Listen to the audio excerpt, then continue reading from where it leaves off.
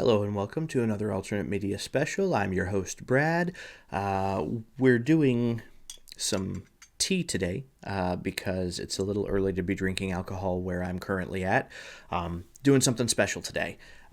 We are doing, I have put an event out on the Discord server. It will be a patron exclusive event of a video review of Kirk Cameron's Saving Christmas. Okay.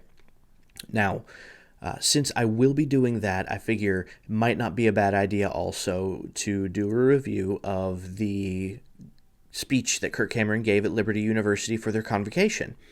And he did this as kind of an introduction to his movie, and he shows a scene from the movie also. So I don't want to waste too much time explaining what we're doing, but I figure since the Saving Christmas, so the actual movie review, is going to be a patron exclusive event, I could at least do this for my YouTube audience that are not patrons. And it's going to go over many of the same arguments. And like I said, he will show one scene in a movie, so you'll at least get to see my argumentation on that particular part of the movie. So without further ado, let's go ahead and bring the screen up. And let's get started.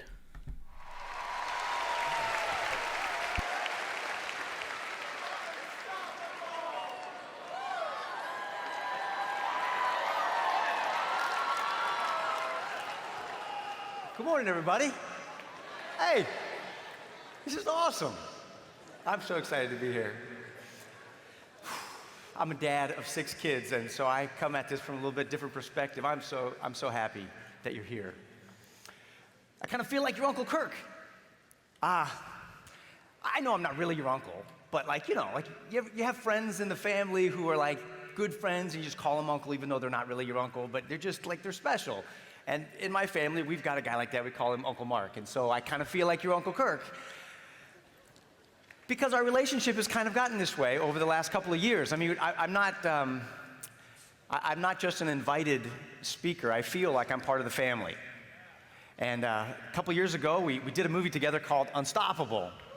And we blew the roof off the box office, beating movies like Gravity and Cloudy with a Chance of Meatballs the night that we opened in theaters all across the country. And you guys were a huge part of that. And I know some of you are freshmen and you're saying to yourself, sorry, not really sure who you are, I don't really call you my uncle. And we have those kind of uncles too, right? Like the uncle that shows up just once every 5 years, and you start to ask your parents, like, are we really related to that guy? Who is he? Is he our uncle? And so let me give you a little bit of history for you freshmen. Your parents and I go way back. See, I made them laugh a lot back in the 1980s on a show called Growing Pains. And then I got saved, I became a Christian, and I reminded them of the rapture in Left Behind. And then I tried to help them out with their marriage in Fireproof. And now they send you here to Liberty University and want me to show up to make sure that you're coming to convocation this morning. So I get to text them back with a great report that you guys are here, worshiping Jesus together. This is awesome. I'm so excited. You guys have grown so much since the last time I saw you. 5 new buildings. This is amazing. Since last fall. You've got the new medical building. You've got a softball field. You've got the new robotic library. You've got a new parking garage, a new dorm, and others going up. This is amazing.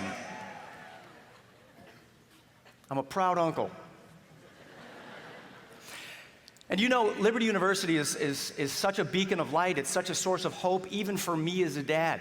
I'll tell you what happened. Just a week ago, I'm in my office, and I've got my kids there because we homeschool our kids, and my son Luke is taking a worldview class, right?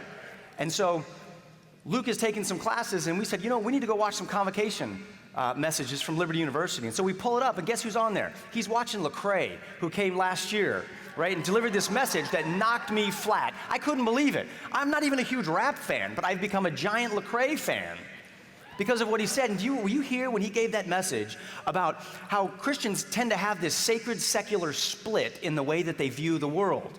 Kind of like we're wearing bifocals, and some stuff shows up in the sacred category, stuff like prayer and convo, and then other stuff shows up in a secular category in our mind, Stuff like movies, stuff like music, stuff like business, right? And he's saying, actually, that's not a biblical worldview. Because if God made everything, we should see everything through the view of that which is good and sacred, unless it is taken by an evil heart and directed the wrong way and turned something into evil, right? It was an amazing message. If you didn't hear that, you should. If you heard it, you should listen to it again. If we get that thing alone, we can change the world. In fact, I was so fired up about it, I sent Lecrae a text, and I don't really know Lecrae, so I asked a friend who had his number, and I texted him. I said, Lecrae, Kirk Cameron here, proud dad, friend of Paul Washer, super white guy who wore a TV sitcom mullet in the 1980s, journalist who got left behind at the rapture. I didn't know if he knew who I was. My buddy Aaron gave me your number, and propaganda will beat me up if I give it to anyone else. You there? And he never texted me back. But I'm sure he's just very busy. The guy's got the #1 album on the Billboard charts, right? #1. Our guy, #1 on the Billboard charts. How awesome is that? It's tough to follow a guy like Lecrae and so many of the other stellar speakers you have here. But I wanted to call Lecrae also because his message fit perfectly with what you and I are doing right now. Liberty University and my company, CamFam Studios, is now producing a film. It's ready to come out in the theaters called Saving Christmas. And it's all about this sacred secular split. And I can't wait to share with you what's going to be happening in 8 weeks. I love Christmas. How about you? Do you love Christmas? It's just my favorite holiday.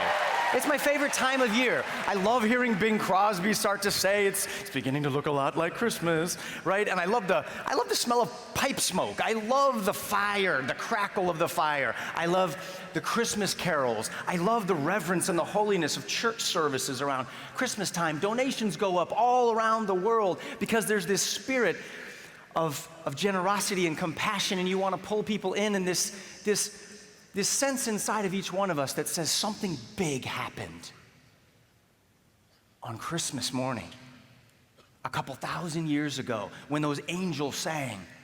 And in that manger, something huge happened. And because of that, everything's going to be okay. In the end, it's good. The world's going to be made right.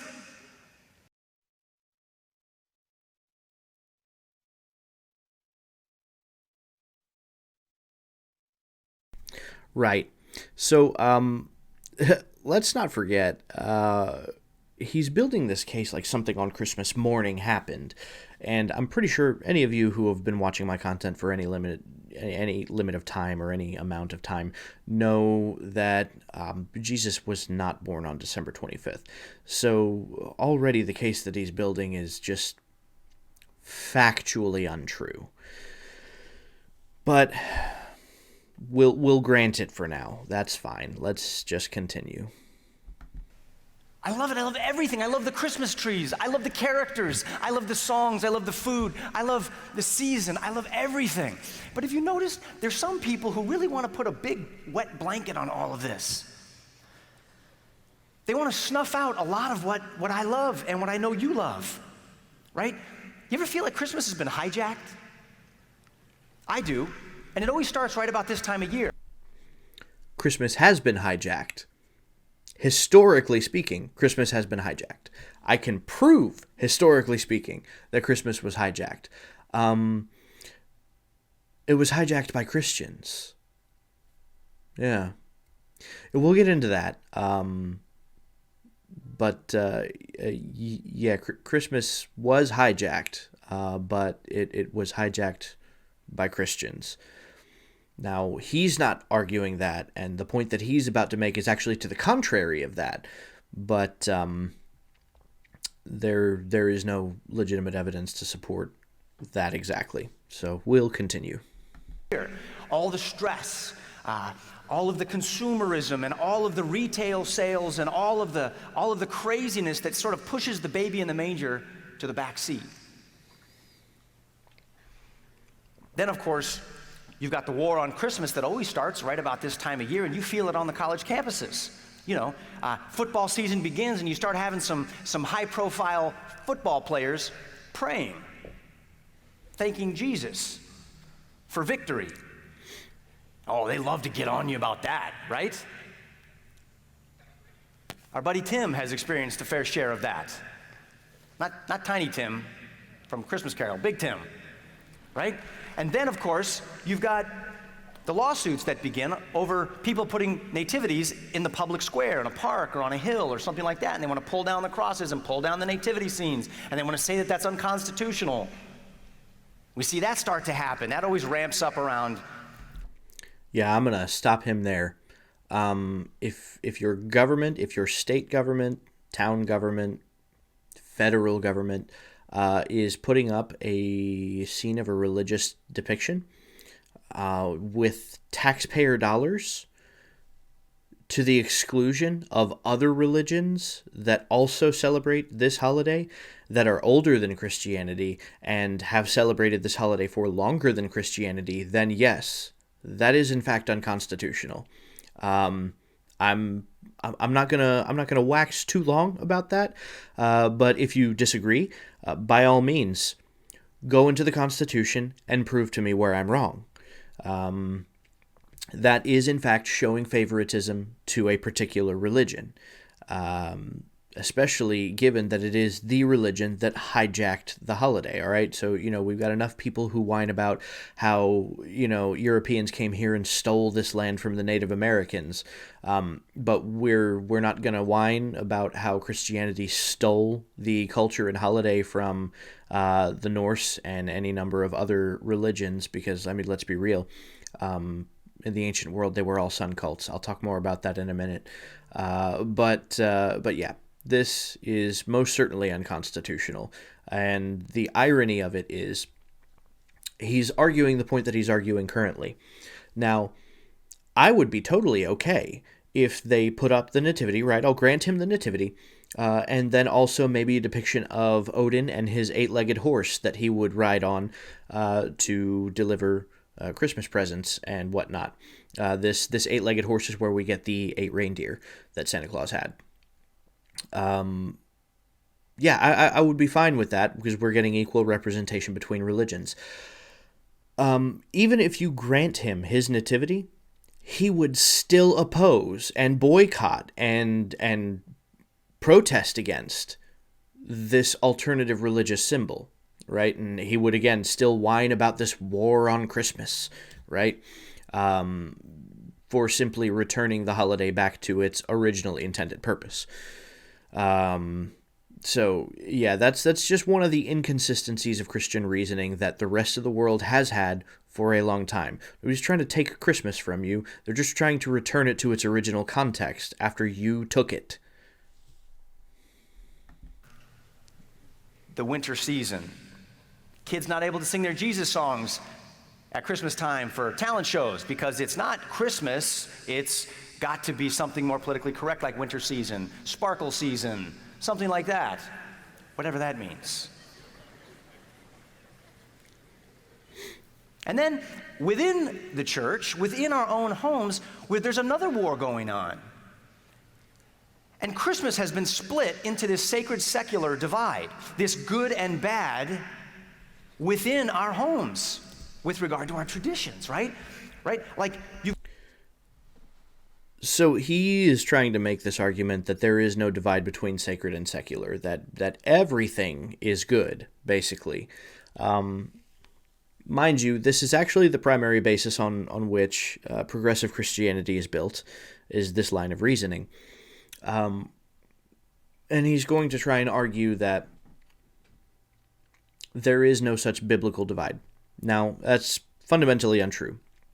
But the biblical divide is not dualistic that way.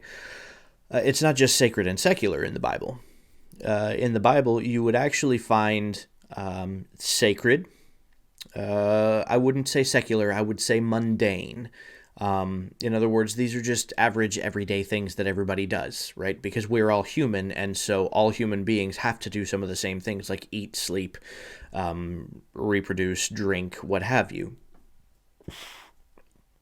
And then there's a third option, The third option is profane, right? He's trying to intermingle profane and mundane into one category that he calls secular. And this is actually one of the single most common tactics at trying to confuse the Christmas issue. And it's actually the one that his entire argument is going to be based on, is the conflation of profane with mundane. And basically grouping those into the same category where they don't belong. And so we'll let him continue, but I did want to point that out. He's trying to distinguish, or he's attacking the distinguishing between sacred and secular, which is really a misrepresentation of the argumentation that he's trying to argue against. It's the argumentation that is being made against Christmas is not sacred versus secular. It is sacred versus mundane, or sacred versus profane. Mundane is a non-category, right? That's not something that we're even addressing here, because literally everybody has to do certain things in order to survive, because we're all human. Those are what we call mundane. You've got some things in your house that are good and some things that are bad, they say, right? So you've got this bifocal view going on again. So you tell me, sacred or secular, good or bad? Nativity, good. Christmas trees, angels and wise men, good. Santa Claus, okay. All this is really bumming me out because I love Christmas. So how do we respond to this war on Christmas? What do we do? How do we dive headfirst into the whole season without any reservation? Because it's about the birth of our Savior. Here's how you win the war on Christmas. Ready? Celebrate. Spread joy. Lean into the feast and rejoice. How do you do that? I'm going to show you. All right, first of all, let's zero in on who's actually attacking Christmas, right? Let's look at the two groups that we're talking about. I want to single out one thing. He just said that all of this is really bumming him out, right? Because he loves Christmas. Understand that is actually the primary basis on which he is building his argumentation. Matter of fact, I'll even go back just a little bit so we can hear it again, right? So how do we respond to this war on Christmas? What do we do? How do we dive headfirst into the whole season without any reservation? Because it's about the birth of our Savior.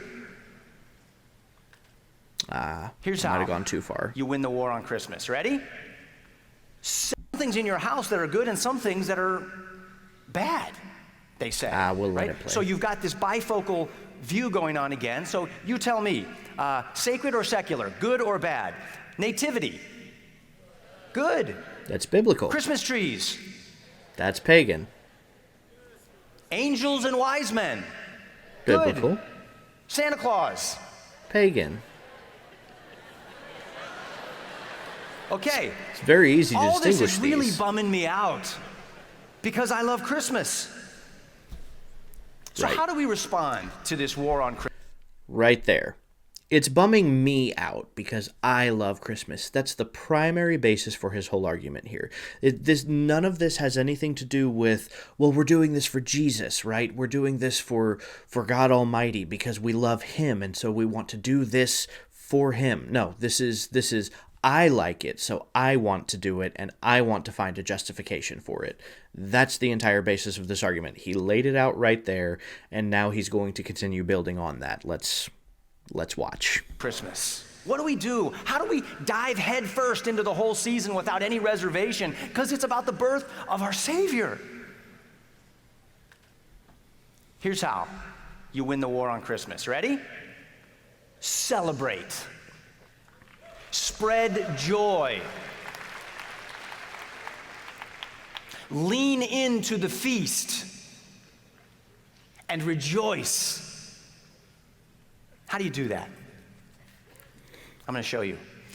All right, first of all, let's zero in on who's actually attacking Christmas, right? Let's look at the two groups that we're talking about. We've got those who are over here saying, hey guys, you want to sing your Christmas carols, you want to have your nativities, that's fine, just don't sing too loud and keep it inside your house. It's a private faith, it's not a public thing. So don't let it spill out into the neighborhood and bother the rest of us. That is a misrepresentation of the argument made. I don't think I have ever known anybody who has ever experienced somebody whining about their nativity scene during the Christmas season.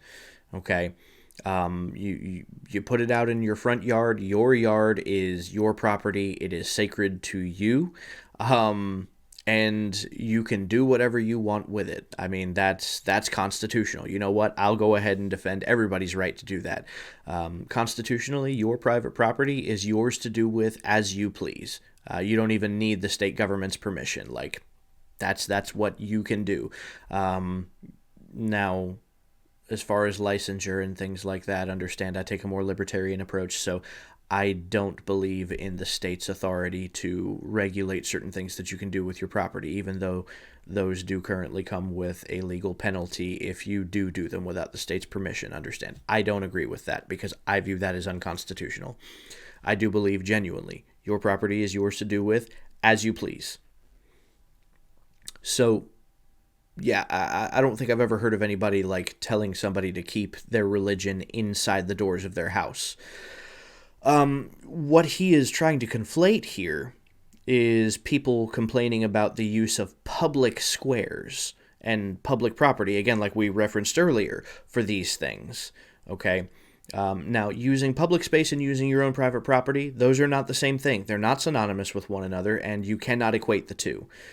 So, again, he is building a false image of what the argumentation is. He is fabricating a scenario. Like, this scenario that he's describing does not exist. But he is building it based on a scenario that does exist that is actually constitutionally validated. So he's all over the place here. Let's continue. Right? And then you've got this other group over here that's kind of on the inside that's saying, ho, wait a minute, guys, not so quick. Right? This whole thing is a pagan holiday. Christmas trees. It's a pagan worship thingy. Right? Don't you know? Wikipedia. Dancing around the trees and gifts and eternal life, and it's a whole wrong thing. You can't do that. That's not what God would want you to do to celebrate the birth of his son. In fact,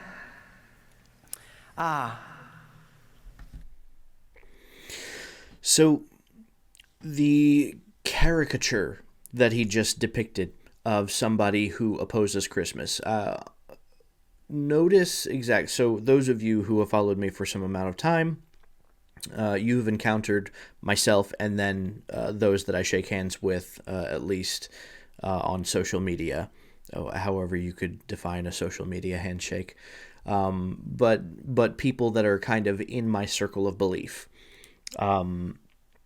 Or in the circle, not my circle of belief, but like the circle of belief of which I find myself in.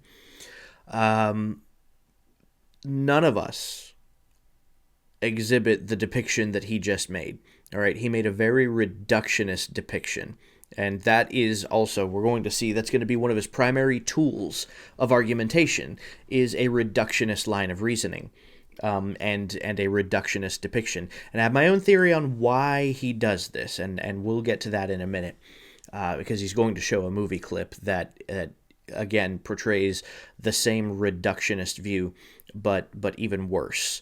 He's essentially, he is building a massive straw man that he can easily just kick down, and yeah, like I said, I'll address that in just a moment, but understand that you're probably never going to meet somebody who argues the pagan origins of Christmas the way that he just depicted. You're very unlikely to meet somebody like that. So again, we'll continue here.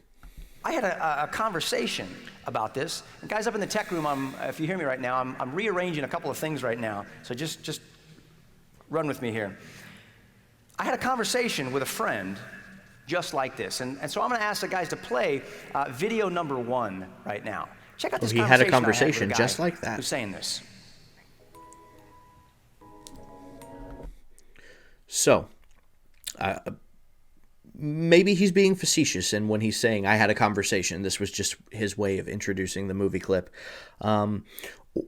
or maybe he's saying that he actually did have a conversation, but this is the movie depiction of that conversation. I'm not gonna speculate as to which. Well, I will, but I'll wait to speculate as to which until after we see this movie scene. Christmas trees. Newsflash! Christmas tree, not in the Bible. Matthew, Mark, Luke, John, Deuteronomy, I missed it. I miss some Leviticus sometimes. But I'm pretty sure it's not in there. And that's the big thing I got sitting in my house right now. It's a big Christmas tree. That's a pagan idol symbol worshiping thingy. You know that, right? That's what they would worship the god with. You know the gods. What gods? The gods. Which gods? Thorsus, Cyrus, Thor. It's always a Norwegian. That's what they would do. It was winter. It was the winter solstice. Newsflash: it's December. Jesus was not born in December, and we're celebrating his birthday in December. Hello? When was he born? He was probably. I don't know, but he wasn't born in December. Everyone knows that.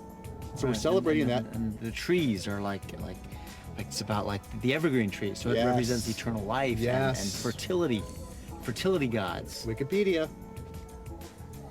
Yeah. And people would worship these symbols, and they believe that if they worship these symbols and they lay down their offerings and their gifts, that they would inherit eternal life. You know this. And this is all idolatry. Yes, it's idolatry in my house. How do your kids react every morning on Christmas? What do they do? Tell me. What do they do? I make my kids wait at the top of the staircase. I don't let them come down the stairs until my wife and I get everything ready at the tree. And the anticipation builds, and they run down the stairs when I tell them they can, and they run out to the tree, and they just are blown away by all the presents sitting at the base of the tree. Right. That's exactly what the Druids did. Right. Druids. You can look this up. This is all history. So, where, I ask again, where are Christmas trees in the Bible? I'm glad you asked. I'll close my eyes again. Here I go. I'm waiting. Okay. What's the chapter? What's the verse? Do you have a weird, obscure verse in Numbers? Where am I going? Where do I start in the Bible? Christmas trees. I'm waiting. Where do I go? I'm glad my sister married you. This is awesome. Bro, look at me. Where are we going in the Bible? Genesis. All right. There are like 4 or 5 items to unpack there.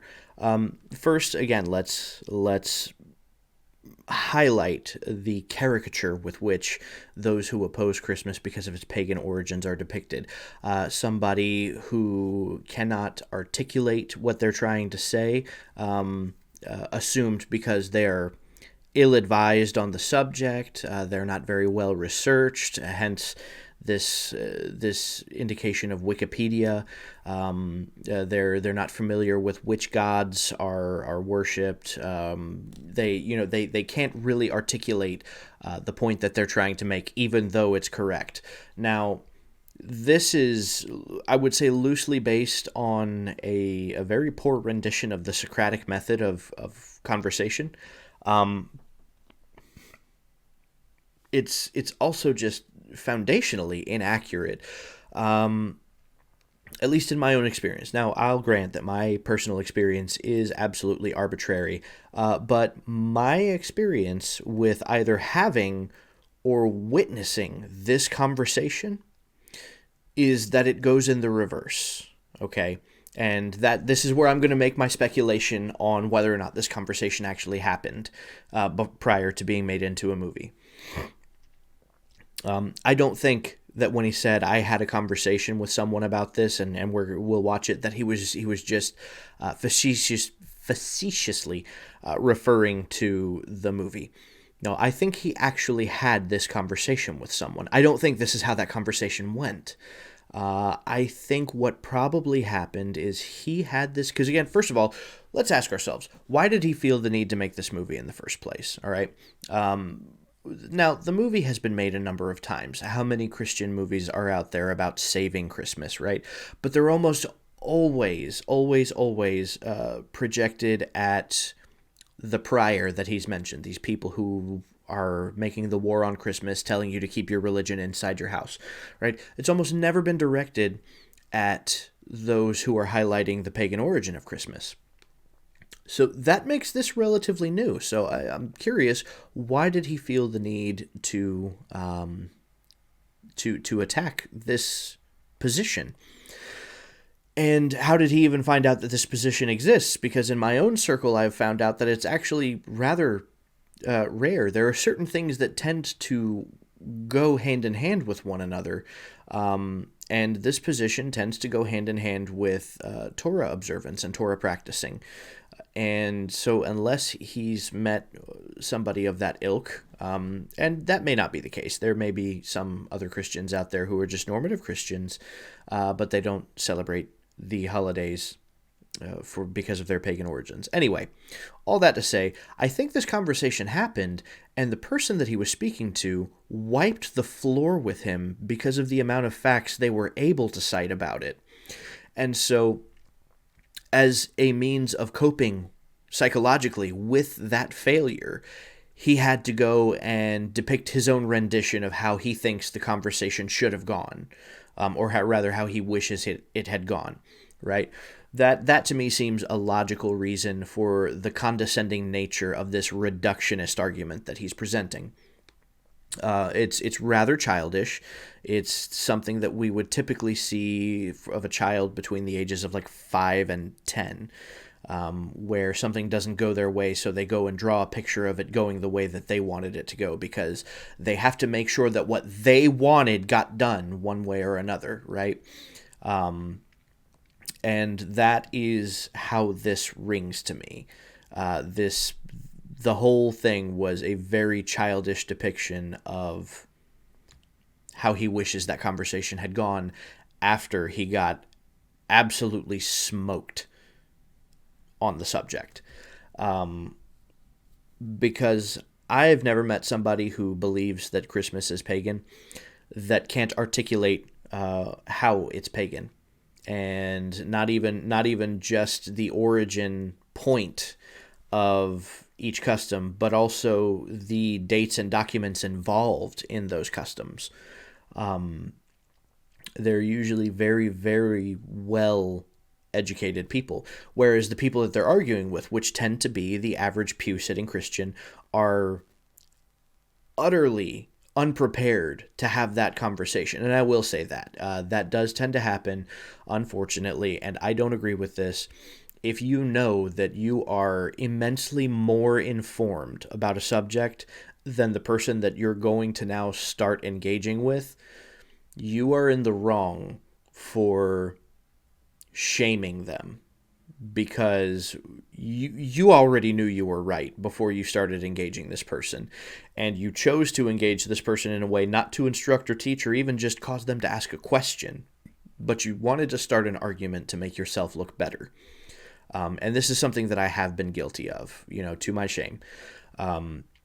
It's something that I've been trying to grow out of. But yes, my experience with this conversation is exactly that. The people that I encounter are absolutely unprepared to have this discussion. Even some of the Christians who are more informed on the subject and they're aware of certain of the Christian documents that would indicate some historicity of Christianity, they're still not informed enough to actually put up a solid defense against the pagan origin for all of these traditions and customs.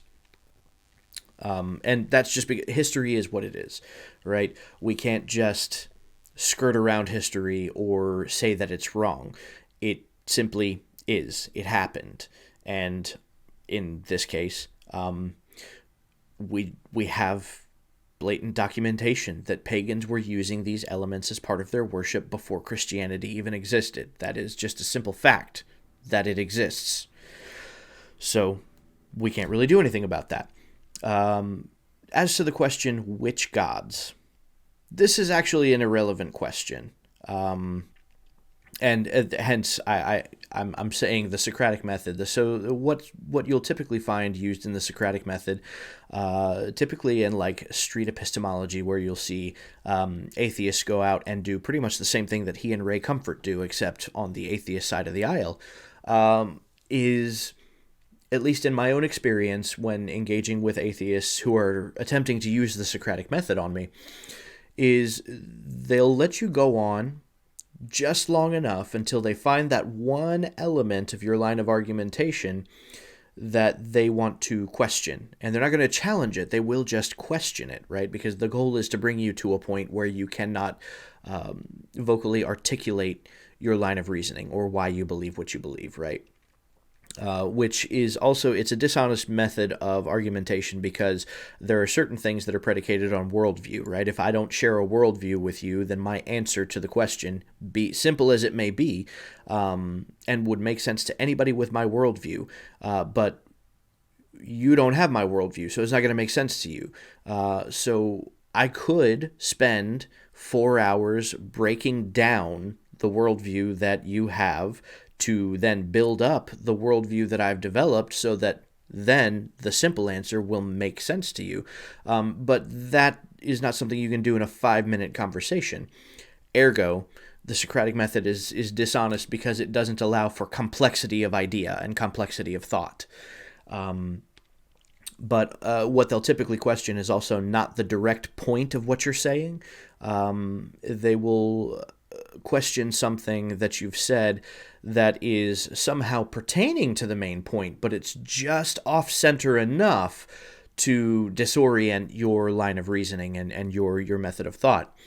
And in my own conversation with certain atheists, it's easy now to recognize when it's happening, because when you ask me a question and then I start to explain the answer to that question, and you don't let me finish my explanation of that answer because you asked me a question about something I said in the explanation, that's when I recognize that the Socratic method is now being used on me as a form of epistemology. So that's what he's practicing here with this whole which gods. Well, that's an irrelevant question. Like, it really doesn't matter which gods. And I'll explain why it doesn't matter which gods. In the ancient world, most every religion was a sun cult. Okay, it's one of the most ancient belief systems that exists, is that the sun was God. Or some god that represented the sun, which is in the end still a sun cult. So whether or not you come from a cult that refers to your goddess as Ishtar, or apparently in the actual language it wouldn't be pronounced Ishtar, even though that's how we spell it. It would actually be pronounced Easter. So be it Ishtar, Easter, Astarte, Asherah, Ostara, right? Notice all of those seem like they're cognates of one another. Yeah, that's because they're really all the same thing. At this point, what you're doing is you're worshiping the same deity. You're just saying their name in a different language. That's pretty much as simple as it is. In the Norse Isles, his name was Odin. In the English Isles, it was Wotan. Odin, Wotan, we're saying the name of the same god, just in a different language, right? and I bring up Asherah specifically because here's the singular point that I will agree with Kirk Cameron on. Christmas trees do appear in the Bible, so I will disagree with the anti-Christmas fellow here, which, I'm not going to say that he did this on purpose, but he chose a rather Jewish-looking fellow for the anti-Christmas role. So maybe a little bit of subconscious or rather unconscious anti-Semitism there. I don't know, but I'll disagree with that fellow. Christmas trees are mentioned in the Bible. Now, I'm not going to agree with Kirk Cameron in that it's Genesis. That line of reasoning doesn't make any sense whatsoever. We'll address that in just a moment. But Christmas trees are mentioned in the Bible specifically. If you read a KJV, anywhere where you read about the heathen and their groves, that's Christmas tree. It's not an accurate rendition of the word. The word that you'll find in the text there is Asherechem. So derived from Asherah, the goddess, right? Asherechem, which in some English translations will be called Asherah poles. Now, what is an Asherah pole? An Asherah pole was a pole that was decorated to look like a Christmas tree. And because the Asherah cult was a tree worshiping cult. So they worshipped trees. They also worshipped these poles that they decorated to look like trees. Hence why, now my personal belief on the KJV is that they translated it as groves to actually conceal the blatant idolatry behind the word there. They did this to exclude the word Asherah, and there are a number of reasons of why they might want to do that. But I appreciate that they translated it as groves because it still highlights the concept of what is being referenced there. Because what is a grove? A grove is trees. Trees are a grove, right? Like that's what you understand when you hear like a grove. You're thinking of like a preserve of forest, like you're a grouping of trees. This is a grove. So it still is accurate in a way in depicting exactly what the concept is. And so it still does translate that this was a tree worshipping cult. So yes, the Christmas tree does appear in the Bible. It appears in the form of Asherechem. Now, the Asherah trees were not traditionally hung on December 25th.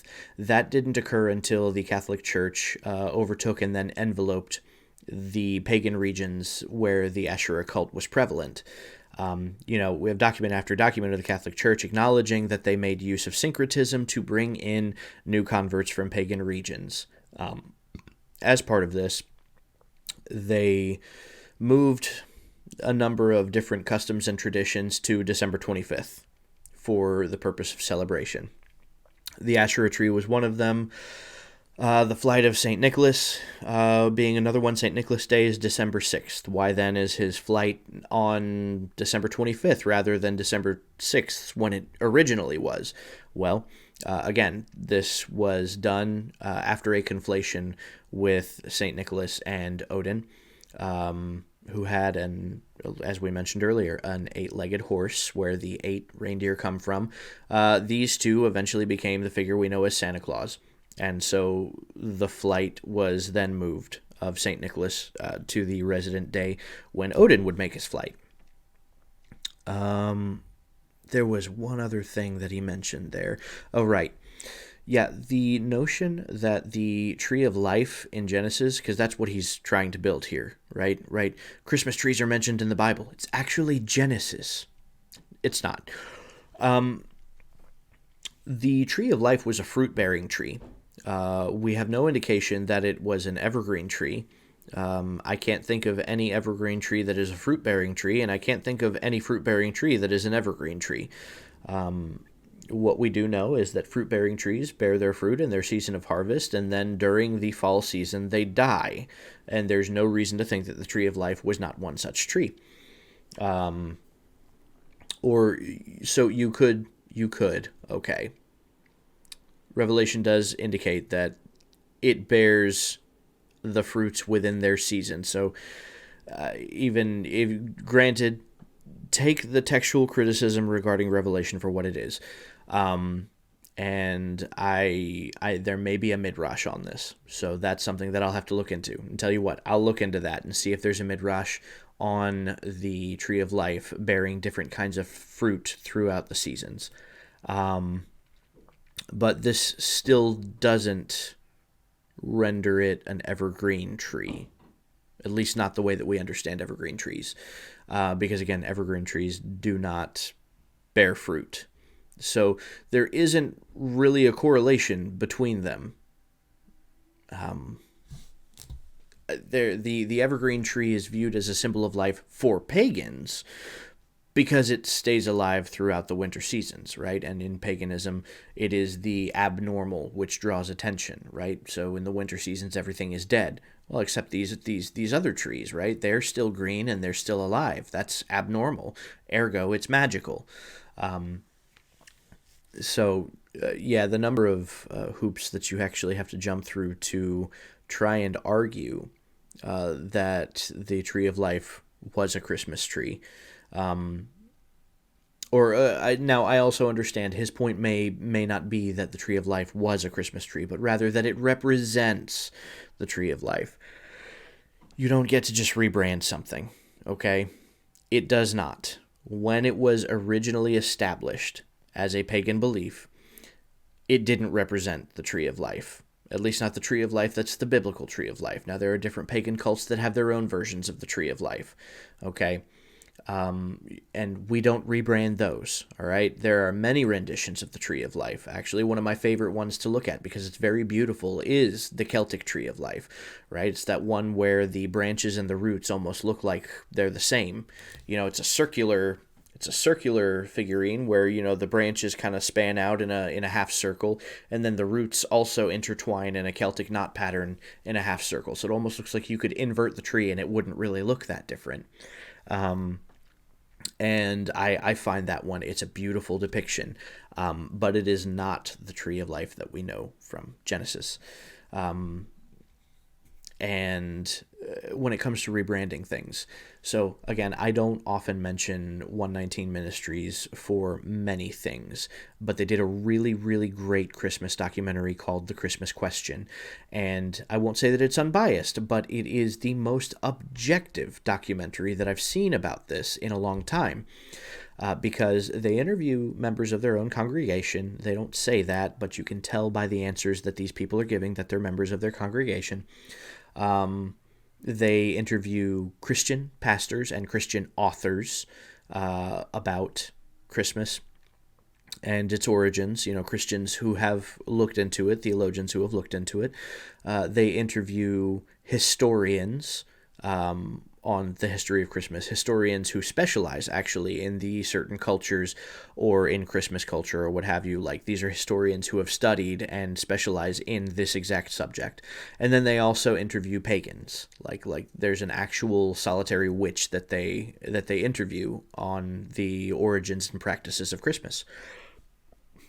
So you get a very well-rounded view of what exactly Christmas is and where it comes from. Now, my reason initially for bringing that up is when it comes to the topic of rebranding something, okay, they actually did what's the word I'm looking for?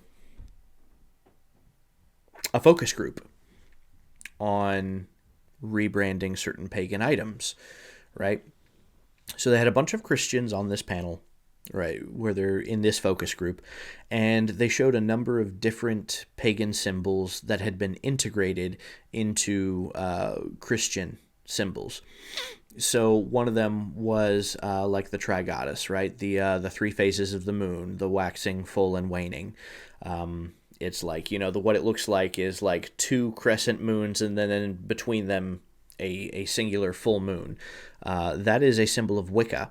That's a symbol that is very commonly associated with witches. But so they used that symbol, and then within it there was a cross and various other Christian symbols, and they proposed this as the logo for a church, right? And every single one of the Christians in this focus group had a problem with that. They did the same thing with a pentagram.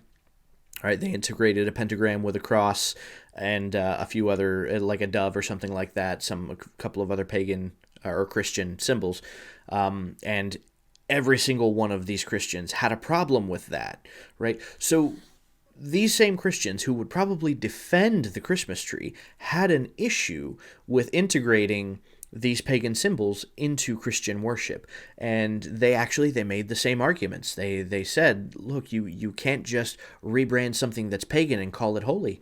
One even went so far as to say that, look, when you're being redeemed from something, you don't bring that thing with you, right? So when presented with a modern example, right, suddenly they all use the same arguments that the rest of us use against Christmas.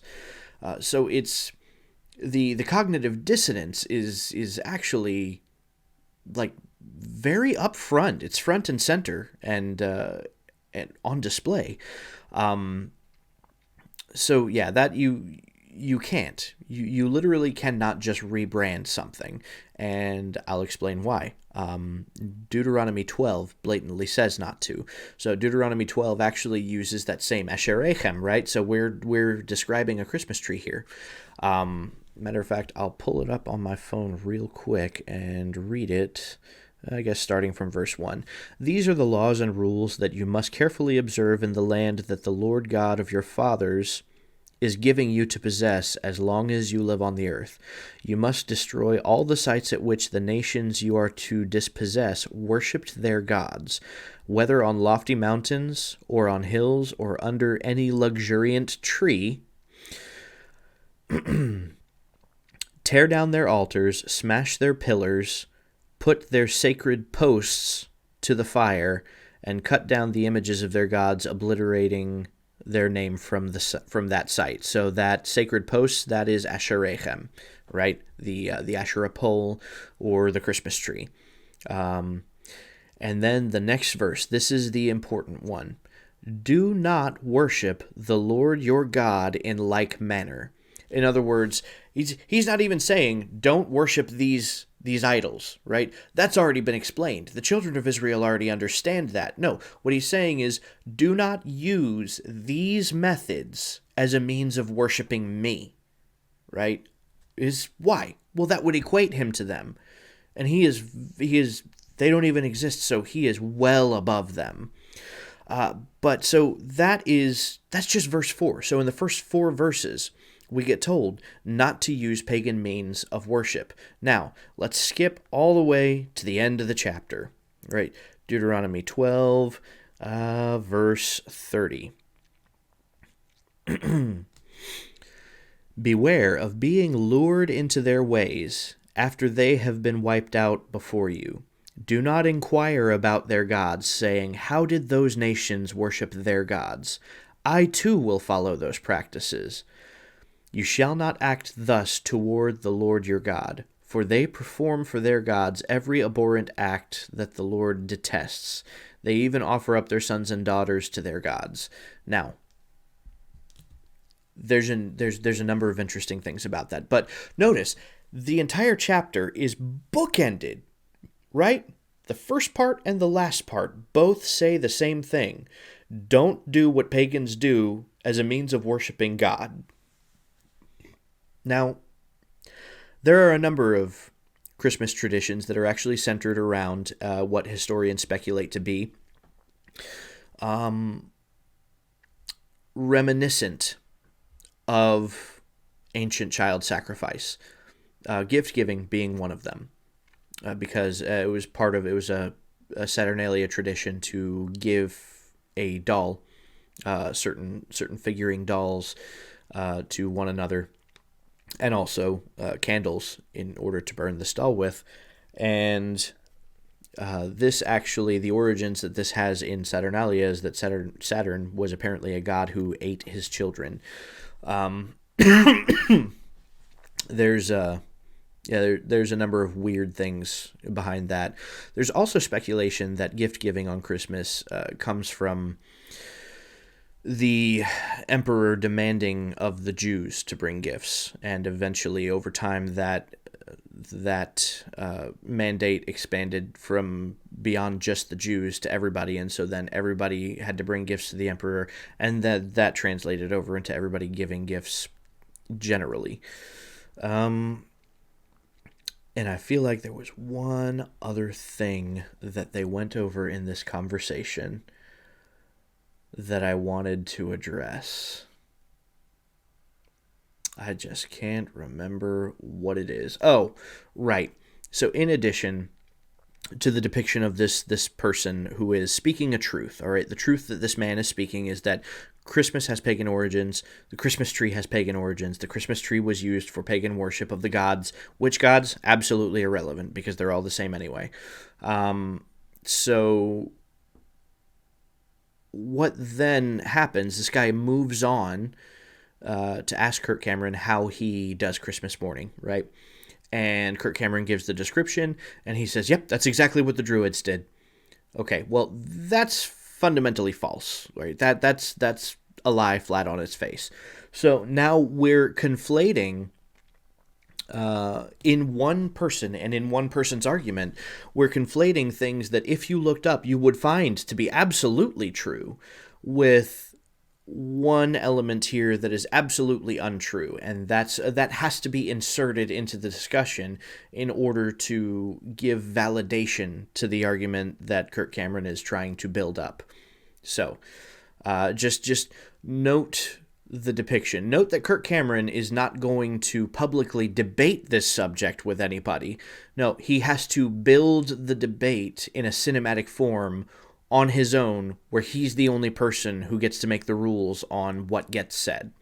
Yeah, I don't think that Kirk Cameron really would ever debate this with anybody, because again, I think that he probably in a private setting already had this discussion with someone and he got smoked at it. So that's the reason for this movie in general. We'll continue. And then you got the whole Santa Claus problem, right? I mean, parents, you with me? Like, the Santa Claus problem, what do we do? Right? I mean, who is he anyway, right? I mean, how does he fit into Christmas? I mean, I know he can't fit down my chimney, so how does he fit into the whole Jesus story with the wise men and the real reason for the season? I mean, where did he come from? And then, of course, you've got the whole question of, was he born on December 25th in the winter? I mean, everyone knows, right, that he wasn't born in the winter. He was probably born in the fall. That was the other thing, right? In that conversation, his friend said, or his brother-in-law, I guess, he said that Jesus wasn't born on December 25th. So he said, well, when was he born? And the guy couldn't answer him. Yes. It is a fact he wasn't born on December 25th. Now, even if a person doesn't know what day he was born, that is actually trying to avoid the initial question. See, the initial question being focused on there is, why did you choose December 25th, right? Why is December 25th a day renowned historically as a pagan day of observance? Why did we choose that day to observe his birth, right? The way of skirting around that is, well, we don't know when he was actually born. So this is meant to intend that somehow now it's irrelevant what day we choose because nobody knows. That again, that's not answering the question. That's dodging the question. That's a cop-out. And be that as it may, the reality is we actually do know, at least within a month, roughly, when Jesus was born, and it's nowhere near December 25th. So, and he actually just said it himself, most likely in the fall season. Yes. I actually have a few TikToks, and I think Seamus and I also go over this in our Christmas versus Hanukkah video, where, you can use the clues in the book of Luke to prove when exactly Jesus would have been born. Like, I don't have to appeal to anything outside of the Bible in order to prove that. So, anyway. Like the festivals, and it's kind of those verses in Jeremiah that seem to point, and, maybe it was the spring, but wasn't Christmas originally a pagan festival celebrating the winter solstice? With a Roman emperor developing something called Sol Invictus, the unconquerable sun, and the church at the time just sort of slapped a Jesus sticker on it? That is a fact, yes, that is absolutely true. There's a new argument that people are trying to position that Christianity actually was celebrating Christmas first, and Sol Invictus was meant to copy it. But there's no historical documentation to support this argument. There's no historical documentation of any reverence of the birth of Jesus prior to Sol Invictus. Sol Invictus came about in the 3rd century. Christmas came about in the 4th century. There is a substantial time discrepancy that has to be dealt with if we're going to prove prior Christmas observance in the Christian church. But notice also he's actually avoiding, and maybe he'll get to it, but so far he's actually skipping a little far ahead in the pagan origin of Christmas. He's skipping all the way to Sol Invictus. He skipped right over Saturnalia. Anyway, we'll let him continue. Maybe he'll bring up Saturnalia. To co-opt that festival in hopes that more people would come to the faith because they were already part of this other thing? Again, all of this really bummed me out, and so I decided that it was time for someone to speak up and settle these things once and for all and save Christmas from the pagan Scrooges and the religious nitpickers. And so Liberty University, you and I are teaming up. We may be taking some shots for this one, but I think we can handle it. I want you to see the official poster for the brand new film we have coming out on November 14th called Saving Christmas. Huh? Uncle Kirk. Now look at this. This is awesome, right? Who can tell me the 1990s summer action movie that inspired this poster? Last Action Hero. Any movie Hero. buffs out there? Not Die Hard. Last Action Hero. Here it is. Oh yeah. Arnold Schwarzenegger, baby. Last Action Hero. And now, we got Mike Seaver saving Christmas. So here's the whole concept. You can see credit cards there and dollar bills, and you've got the Christmas tree and all this stuff that seems to be cluttering the nativity that's in my arm, right? Because we want to put Christ back in Christmas. Now, I'm going to help you figure this whole thing out. I want you to put your Lecrae bifocals back on. Would you do that for me? Put your Lecrae glasses on. And I want you to think of this sacred-secular split, this good-bad split. And I want to teach you something that my buddy... Remember, the split is not sacred-secular. The split is sacred, mundane, and profane. That's what we can biblically establish. But what he's going to do here is he's going to confuse profane and mundane, and this is actually one of the most common points of argumentation that you will hear from Christians who are defending Christmas, is to confuse the mundane with the profane, right? You'll hear arguments like, well, pagans breathe air, are you going to stop breathing too? It's like, okay, there are certain mundane things that are mundane. They're not practices of religious observance. Profane is when it was a practice of religious observance. So you can't conflate those two. It's not bifocals. What you would need really are trifocals, if that is even a thing. But because it's not two. It's not sacred and secular. It's holy and mundane and profane. James taught me. Listen carefully. This is very, very important.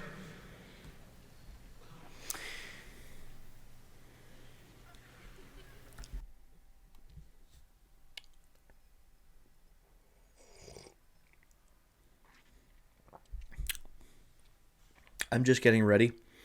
I started with tea, but in the interim of this, it has now passed the time where it's now afternoon, and I feel okay having alcohol.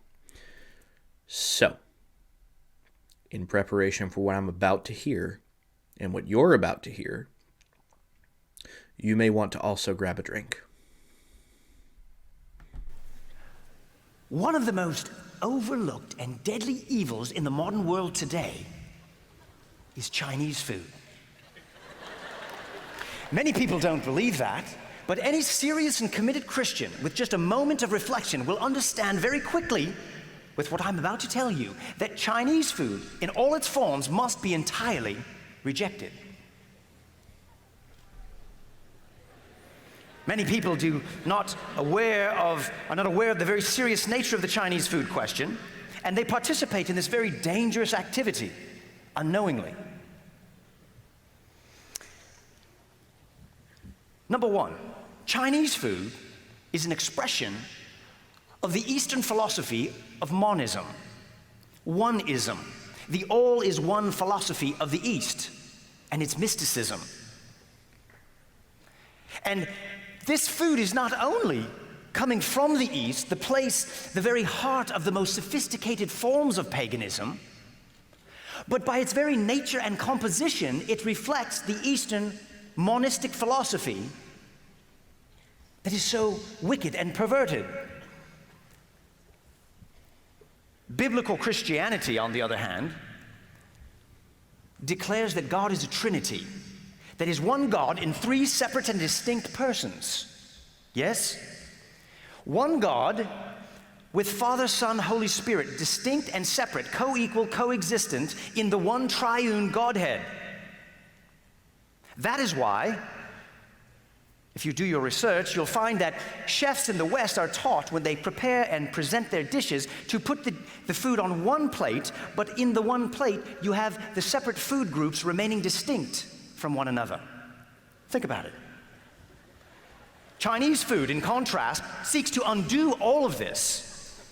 And they take the vegetables, the salad, the meat, and the sweets, and mix them all together in an attempt to destroy diversity and set up a food monad,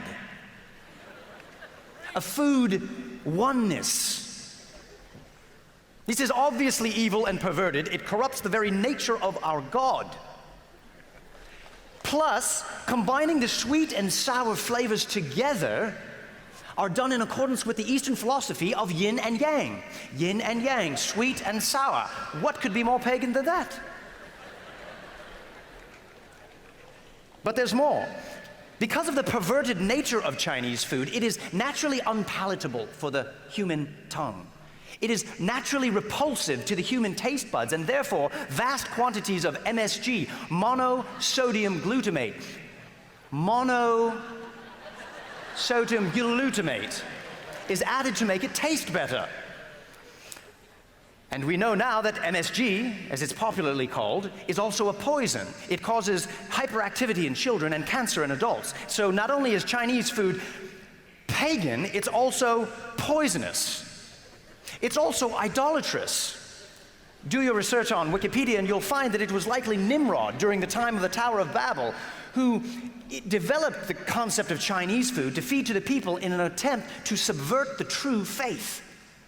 And they believed that as they ate the food, because of the MSG, they would become addicted to it. And they believed, over time, as they ate the sweet and sour pork, they would become committed to the philosophy of yin and yang.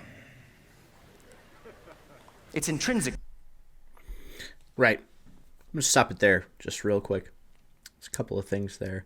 That last little bit, he got like a small percent of it correct. Because, see, the reason for bringing Nimrod up,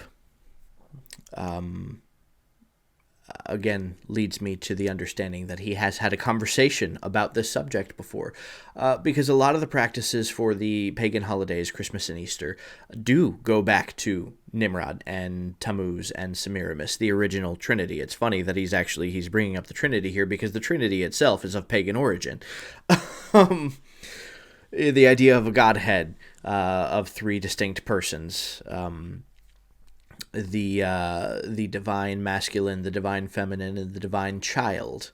These are aspects of pagan practice that are what I would say might be a misunderstanding of a fundamental truth that can be derived from Genesis, but very contorted, very distorted, and that's where that's where this comes from. But he mentioned sweet and sour pork that was fed to the people.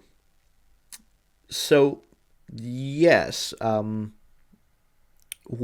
the king was killed by a boar, and so because there was a long chase for this boar, the duration of Lent would be how long this chase went, and at the culmination of everything, which would be what we now know as Easter, the boar would be feasted on. So he got at least that much right. Now, whether or not it was sweet and sour at the time, I don't know, but that's about the most that he got right.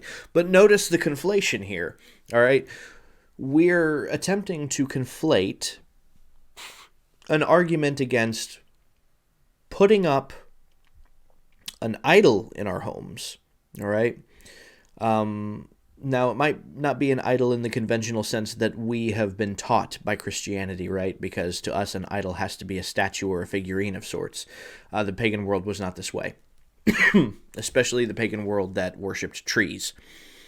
And especially when the tree was actually not even a tree, it's a fake tree that is decorated to look like a real tree, like an Asherah pole, which...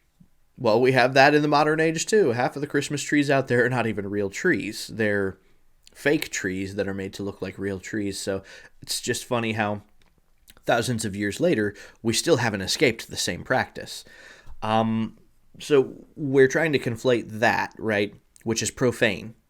Right? We just read Deuteronomy 12, utilization of this pagan practice for the sake of worshiping God, which is what Christians are told Christmas is for, right? The purpose of Christmas is to celebrate the birth of the Savior in an act of worship, right? This is the whole thing is intended to be a season of worshiping God, a special season of worshiping God, because this is when God came down in human form, if you are a Trinitarian Christian.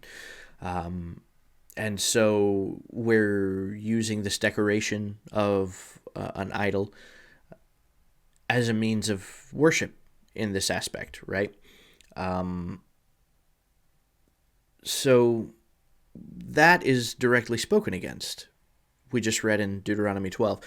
So that's profane, right? But we're now going to confuse that with Chinese food, which is mundane, okay? Everybody eats, and how you season the food has no religious relevance in any culture, at least not to my knowledge.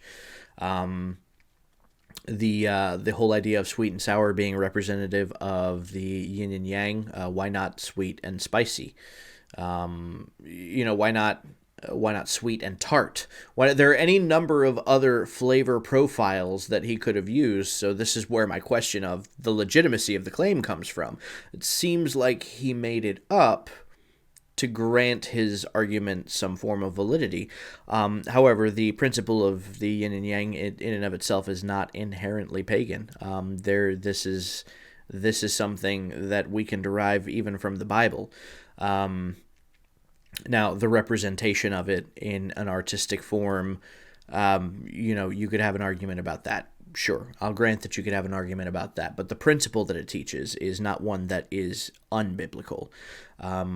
The oneness, right, that he just explained and characterizes, right, this oneness and how it's anti-Trinity and whatnot, is also a principle that is pretty uniquely biblical. This is exactly what the Jews believe, all right? The Jews believe in a complete oneness. There is no real distinction between God and the creation, because all of the creation emanates from God, and therefore all is God, right? It's very similar to the Eastern idea, but there are some technicalities that do draw a level of distinction. For instance, as far as I know, the Eastern ideology is that everything is one, ergo there is no God. So the conclusion is actually the opposite. Whereas in Judaism, the thought process starts with that there is a God, ergo the creation is all one. And so your frame of reference where you're starting from affects the conclusion that is drawn. But notice also that he didn't actually address anything that was uniquely pagan. Now, he's addressing Eastern philosophy and Eastern mysticism, which are themselves not inherently pagan. Again, there are many areas of crossover between Eastern mysticism and even Judaic mysticism, biblical mysticism. Understand, mysticism in and of itself is not inherently unbiblical. There are certain aspects of the Bible that are extremely mystical.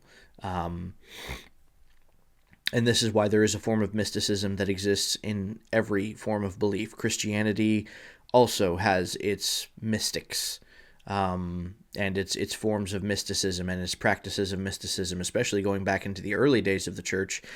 Believe it or not, there is even evidence of Christian magic that was performed at the time.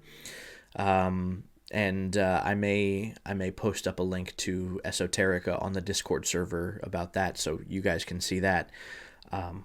But yeah, mysticism is not inherently pagan. Mysticism is just a type of philosophy that exists within every system of belief. And Christianity is not excluded from that list. So, yeah, it's just a bad argument. Like I said, we're confusing the mundane with the profane. Right? Drinking water, let's say. Because yes, pagans drink water for hydration. And so are you going to stop drinking water for hydration so that you can live? Because pagans do that too. And you might even be able to extrapolate out some ritual that they do for when drinking water. Sure, okay. This idea that any profane practice, that any mundane practice can be isolated as profane, and therefore conflated between the two, and so using this as a justification, right, for doing the purely profane, because we're now creating a gray area between profane and mundane.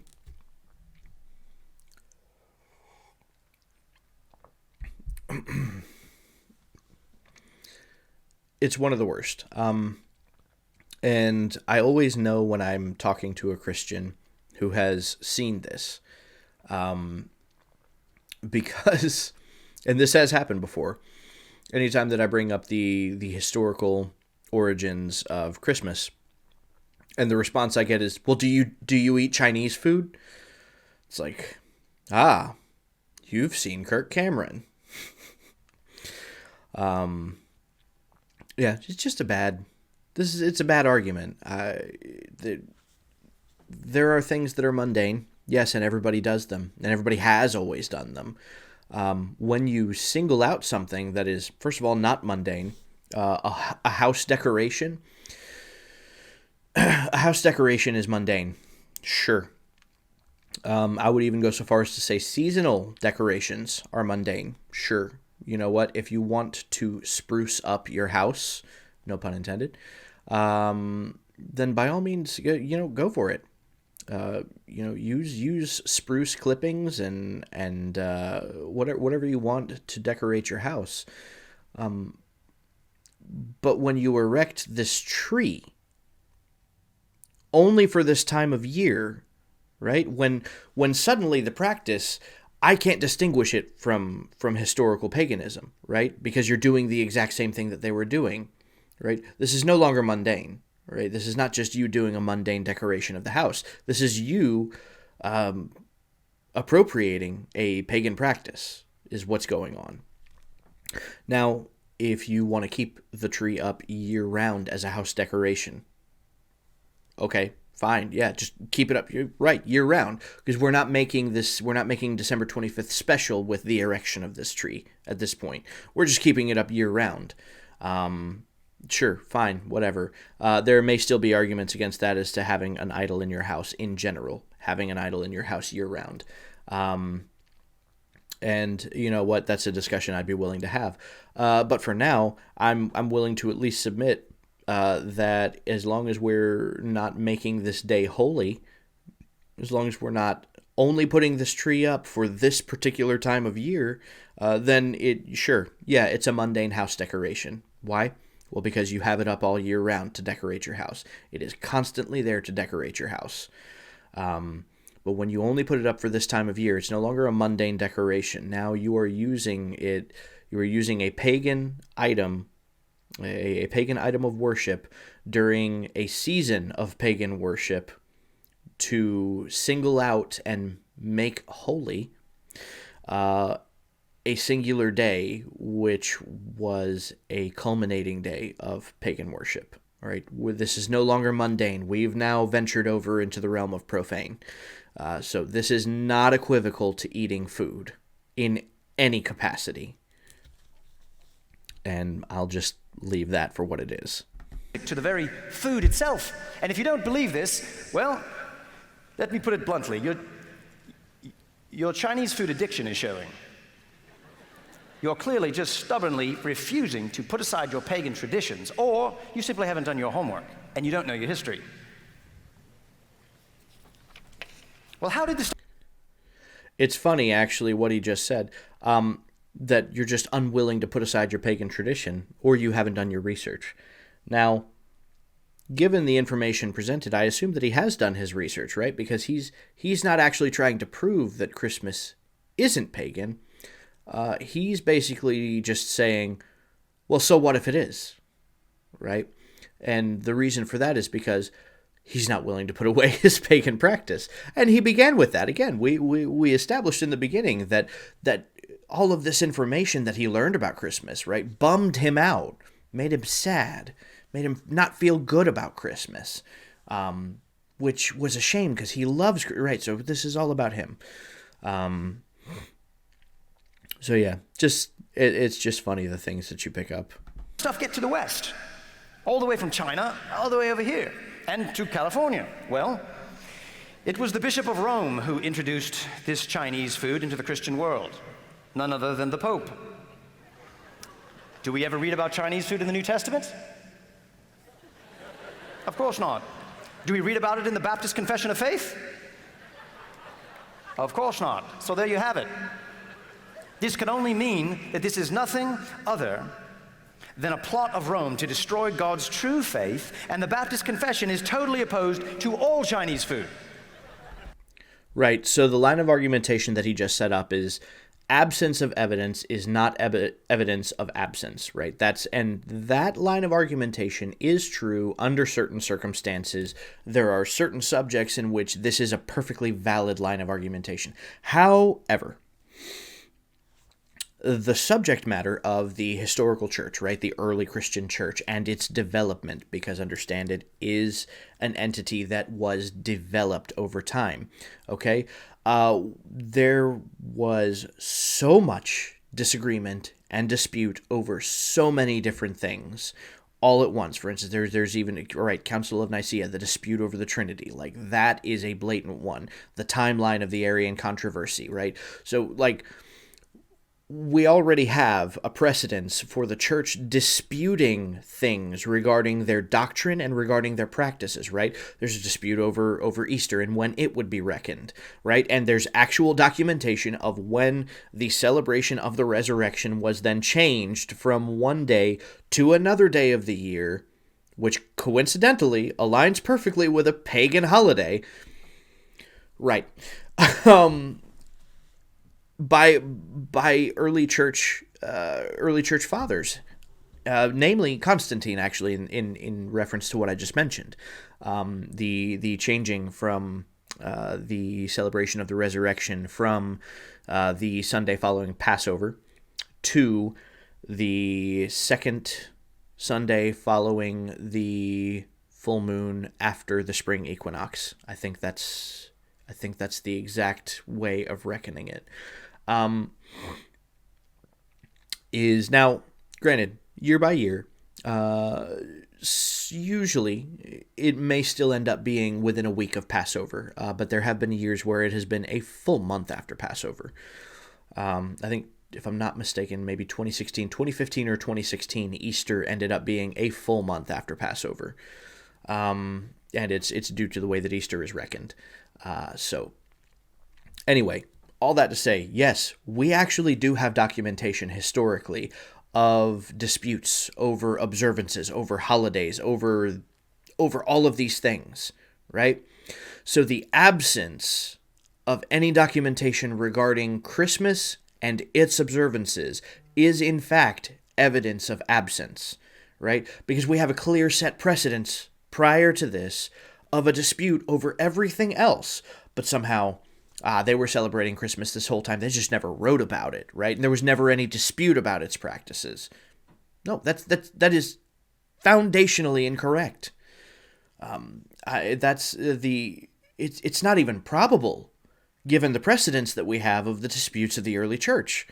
So, yes, there are certain circumstances under which this line of argumentation works. This is not one of them. And have you ever noticed how fanatical people are about Chinese food? I mean, not only do the people eat the stuff, they'll pay money for it. Not only that, they'll actually set up and support whole restaurants that are given over wholly to the production of this evil, poisonous, idolatrous, pagan, and subversive food. And if you try to get people to quit eating Chinese food, try that. Try to get someone to quit eating the Chinese food, and they'll look at you like you're the crazy one. So I'll grant him this. If he had tied the eating of Chinese food to a particular day of the year that might be sacred to the Eastern mystics, he might actually have a legitimate case to build here, right? If you could prove that eating a certain food on this certain day was an act of pagan worship, then sure, he might be building an argument in which eating this food on this day surely translates over to the world of profane rather than mundane, right? That absolutely, I'll be willing to grant that. But to try and build the argument that eating it in general, matter of fact, the way to build that is actually not even just that it's wrong to do it on this day specifically, that it's wrong to eat this food on this day specifically, but any other day of the year is fine. You would actually have to build the case accordingly with the Christmas tree, in that this is something that is actually avoided and not done at any other time of the year. It's a food that is only eaten on this day of the year, right, to commemorate this pagan god, right? If he were able to do that, he might actually be able to build a case. But right now, what he's doing is equivocation, and he's actually arguing apples and oranges, right? Because he's not building a one-to-one equivalent of what the Christmas tree on Christmas is to Chinese food. And so, again, we're conflating profane with mundane, and a bad line of argumentation. I'm sorry, but you cannot slap a Jesus sticker on your chicken chow mein and say it's all right for a Christian to eat it.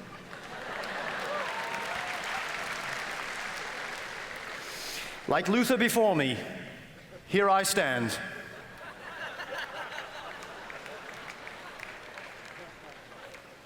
And if others do not like it, then it must be truth over friendship. Pretty good, huh? No, I mean the arguments are pretty good. No. Aren't they? They're not. I mean, that could be pretty convincing. No, it Especially wasn't. with an English accent.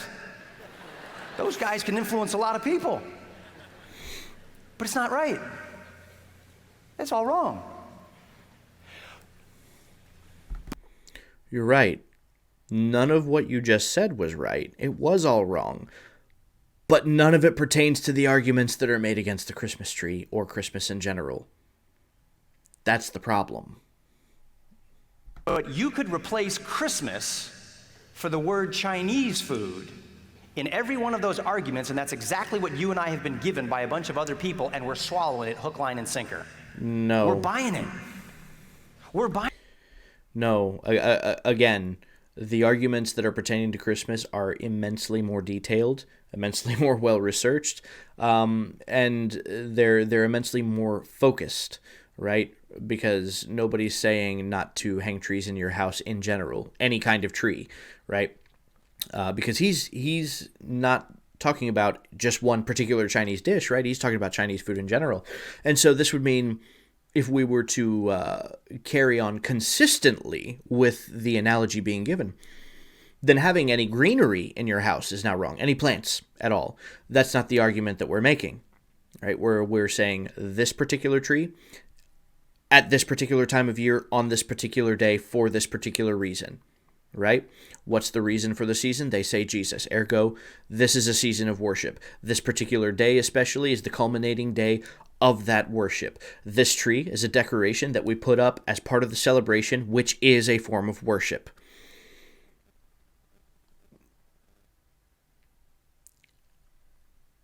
I'm not seeing where very specifically sweet and sour chicken was singled out on this particular day for the worship of this particular God, right?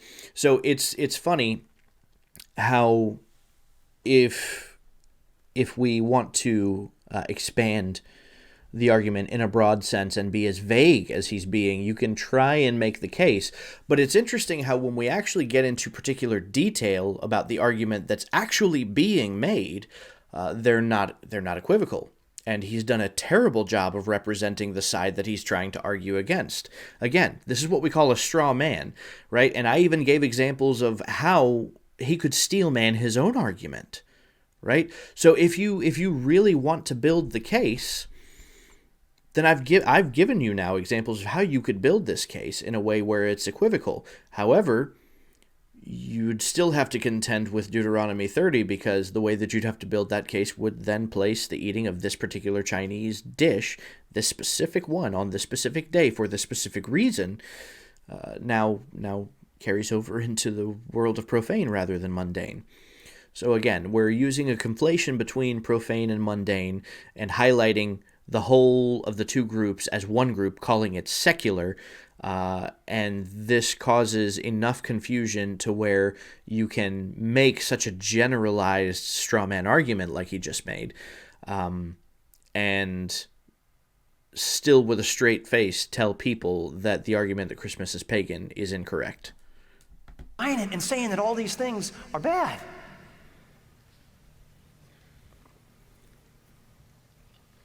So I ask you, Chinese food, let's go back to the Lecrae test. Good or bad? Good. Okay, if you got that one wrong, you need to go back and watch the video. Talk to your worldview professor. Here's the next one. Christmas trees, good or bad?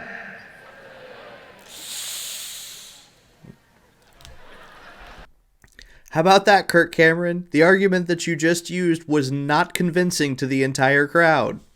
Somehow, all of them were still able to see the difference.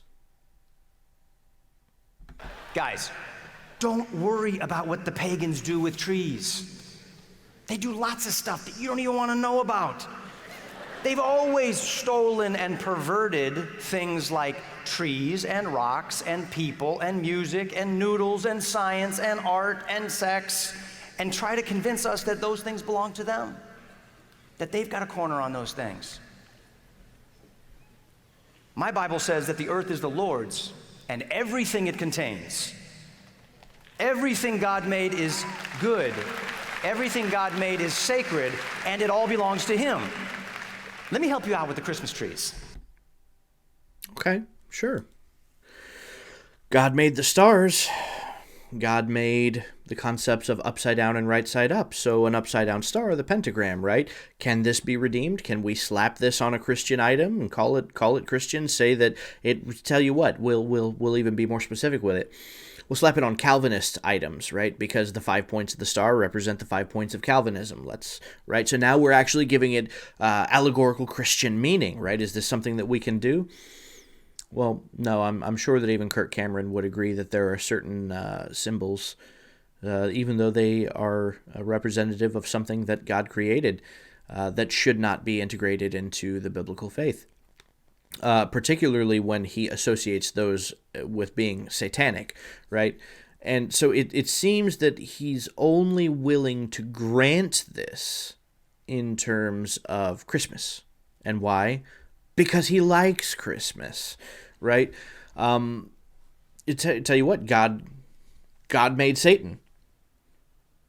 So why shouldn't we have, right? The Satanic Church, they picketed to have that statue of the Baphomet put up in that one courthouse that the Ten Commandments are also in, right? Because constitutional consistency. Is that wrong? Is that wrong? Why can't we use the Baphomet as a Christian symbol now, right? Because God created the goat. The goat is a creation of God, right? So that makes it good, right? The argument that he's making, he would not accept for any other form of paganism. Only Christmas would he be willing to grant this.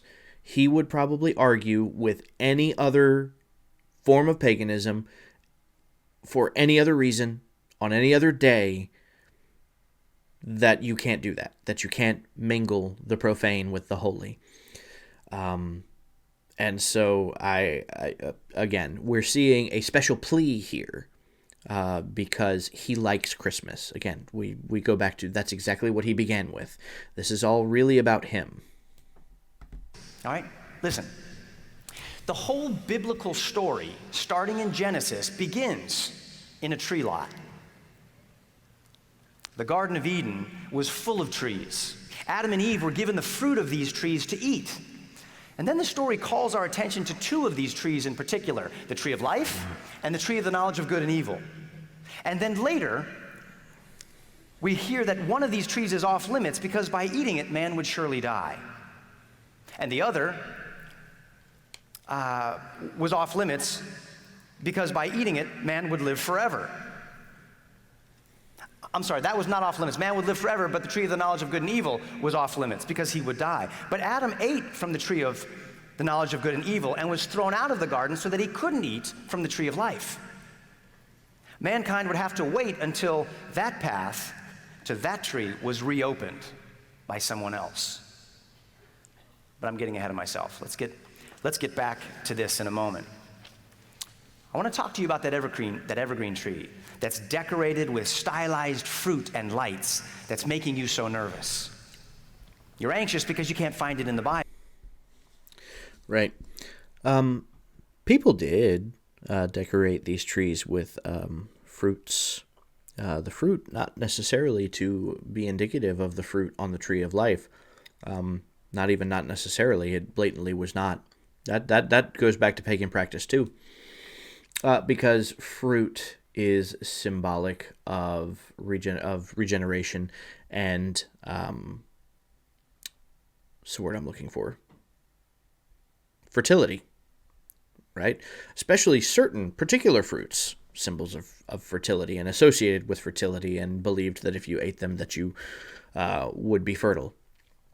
But those are not the only things that we have decorated Christmas trees with. We've put tinsel around it, which historically would actually represent, how to put this delicately, it would represent the excreted material of a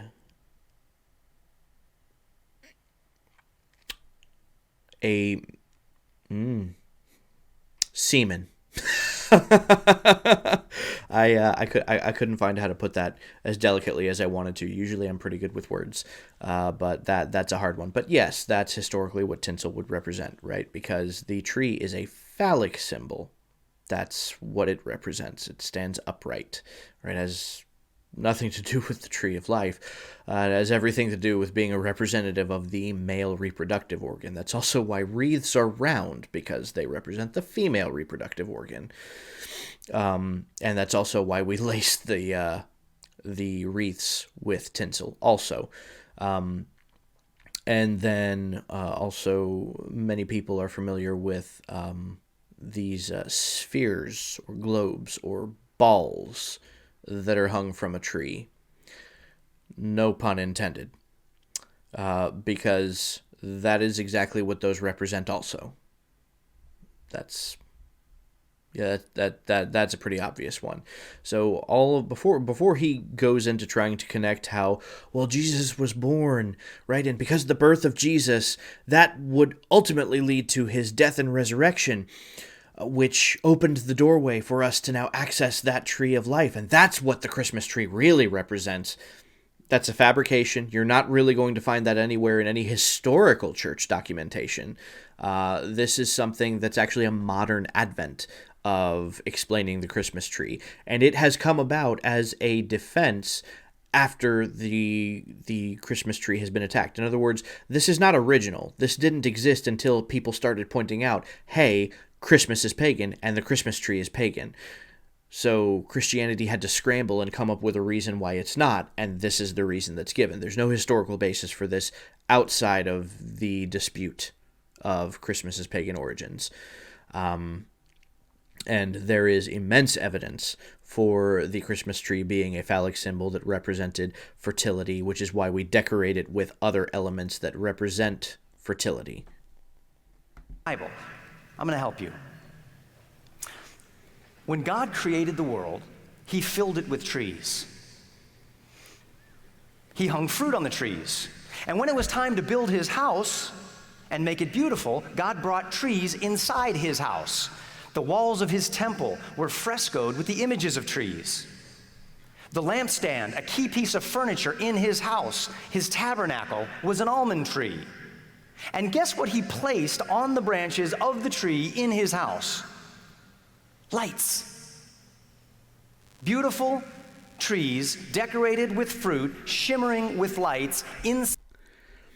So he's trying to compare the Christmas tree to the menorah, and this is what I love here, is, okay, why aren't you using a menorah instead of a Christmas tree? I mean, let's be real. If we're trying to say that this is the allegorical crossover, then why aren't you using what God used? Why are you using an evergreen tree that stands upright and looks like a phallic symbol, right? Why are you using the same thing that pagans used? Why aren't you using the thing that God used? Right. Well, because that would look too Jewish, right? And Christians are much more comfortable looking pagan than they are looking Jewish.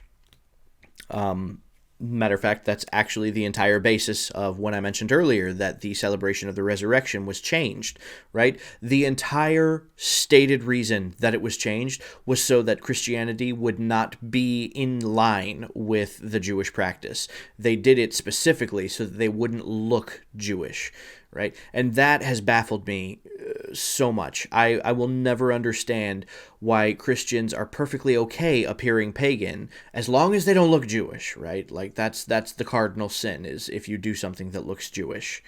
Then you're a Judaizer, which is this form of heresy that Catholicism made up, blah, blah, blah.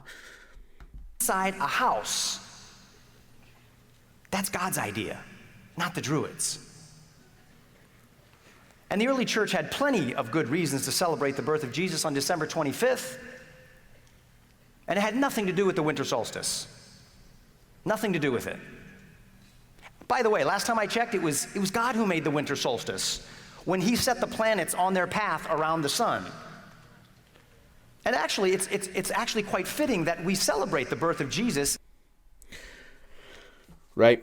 All right, dude.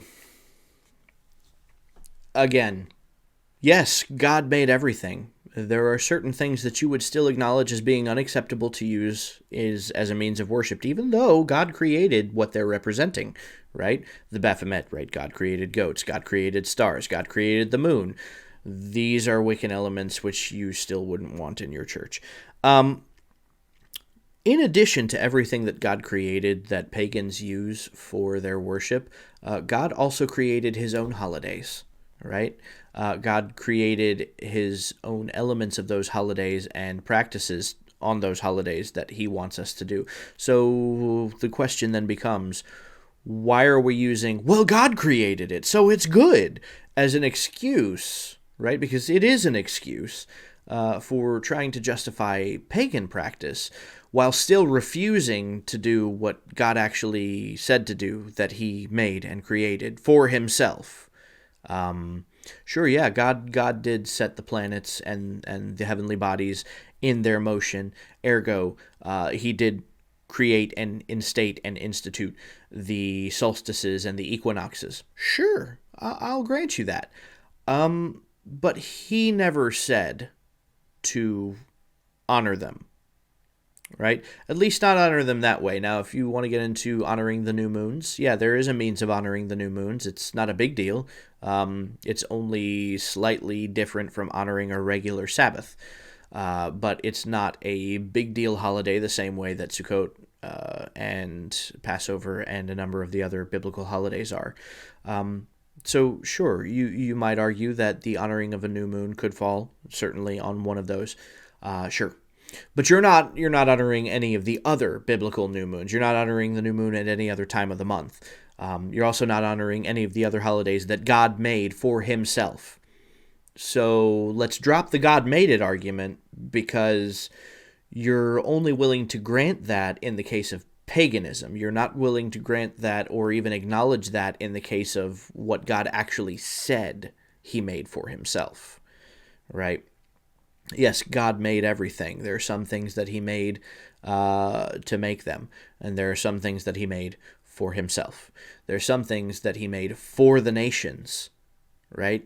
And then there are some things that he made for himself. And you don't want to utilize the things that he made for himself, right? Because that would look too Jewish. But you want to use the argument that God made it when utilizing the argument for paganism. So again, we're witnessing a special plea here, and this is a terrible argument. In the bleak midwinter, when the world appears to be sleeping and dying and dark, the darkest and coldest time of year, right then, at that time, we are proclaiming the turn of history from darkness to light, from coldness to warmth, and from death to life. That's not a valid reason to celebrate the birth at that time. So when I see a pagan celebrating the winter solstice, and actually I never have. Have you? Have you ever seen one celebrating the winter? Yeah. Who gets invited to that party? But if I did, I would high five them and go, I know, isn't it? I have. Right. What an arbitrary argument. I've never seen a pagan celebrating the solstice. Have you? Have you? No, dude. Here's why you haven't. You're a Christian. So you surround yourself with Christian people, especially. Christianity seems to be one of the worst religions about sheltering their own. Now, before we get into an argument about sheltering, right? I understand the reasons and the benefits that some may say come with sheltering. There's also disadvantages, and that's just an overall ignorance of the world around you. And that the more sheltering a church is, the more apparent it is in their young. And so what you end up getting is kids who are thrown out into the world in their adulthood and have no idea what they're about to encounter. They've been told something about what they're about to encounter, and most of what they've been told is actually not true, right? They've had this idea built up that the whole world is just against Christianity, and everybody that they shake hands with that doesn't go to their church is somebody who's just out to attack their faith. And so you get these kids who come out of their church in adulthood with an extreme hostile attitude towards anything and everyone, because everybody is out to get them. And they also have no idea about the observances and practices. I mean, you understand that Christians are not the only ones who celebrate Christmas, right? I for one, do. I know several pagans, actually, who celebrate Christmas. And I have witnessed their observances. Because interesting thing, one of the big differences between my belief and the Christian belief that I once held and grew up in, I can be friends with anybody, and it's wonderful. I can be friends with anybody, and it's beautiful to speak to them and to talk to them about their beliefs and be able to share with them mine, and they're much more receptive to it because I don't judge them for not believing the same way that I do, right? That's between them and God. It's not my place to try and judge them. It's not my place to even try and witness to them. It's my place to be an example. So I'm going to live the way that God has told me to live. And if they ask about it, then I can share. So we're getting off base here, and we're getting a little long-winded. I do apologize. Awesome! My father made that! My father made that. And actually, you guys are late to the party, because he was celebrating the winter solstice on day 2 when he finished hanging the sun, moon, and stars in the heavens and said, "It is good." So enough with what pagans want us to see. Let's look at what God wants us to see. All right, let's go back to the story. As I was saying, God stole the fruit from I'm sorry, Adam stole the fruit from God's tree. And then Adam ate it. Now, when you steal something, you're required to put it back. But how could Adam put it back? He'd already eaten it. It had already gone down inside and become part of his body. The only way Adam could put the fruit back sounds crazy, but he'd have to put himself up on a tree. Now think, what did Jesus do? He was the last Adam. Jesus was able to do what Adam could not do. So now the cross Jesus is also was the God's Christmas blessed tree. fruit hung on his blessed tree, making us right with God. And as for the valuable presents around the tree, guys, expensive presents around, that's not bad stewardship. That's just doing what God does. God has always been giving his children gifts at the base of trees. Think about it. Abraham was given the gift of his son at the oaks of Mamre. The cedars of Lebanon were given as material. The oaks of Mamre.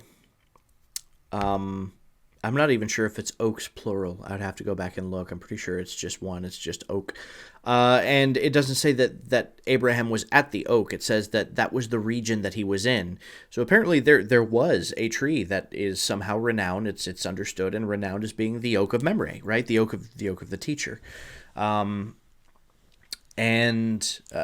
that's why this is referenced as specifically as it is. We've never seen it before in the Bible.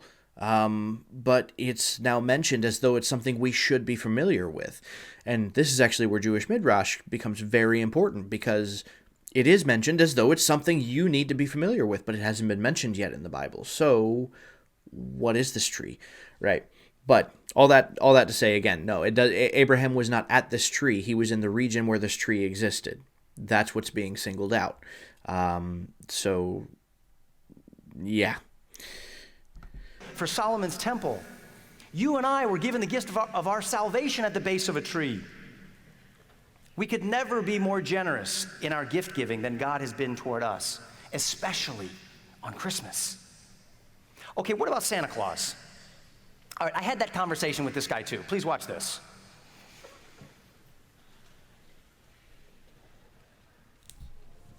Santa Claus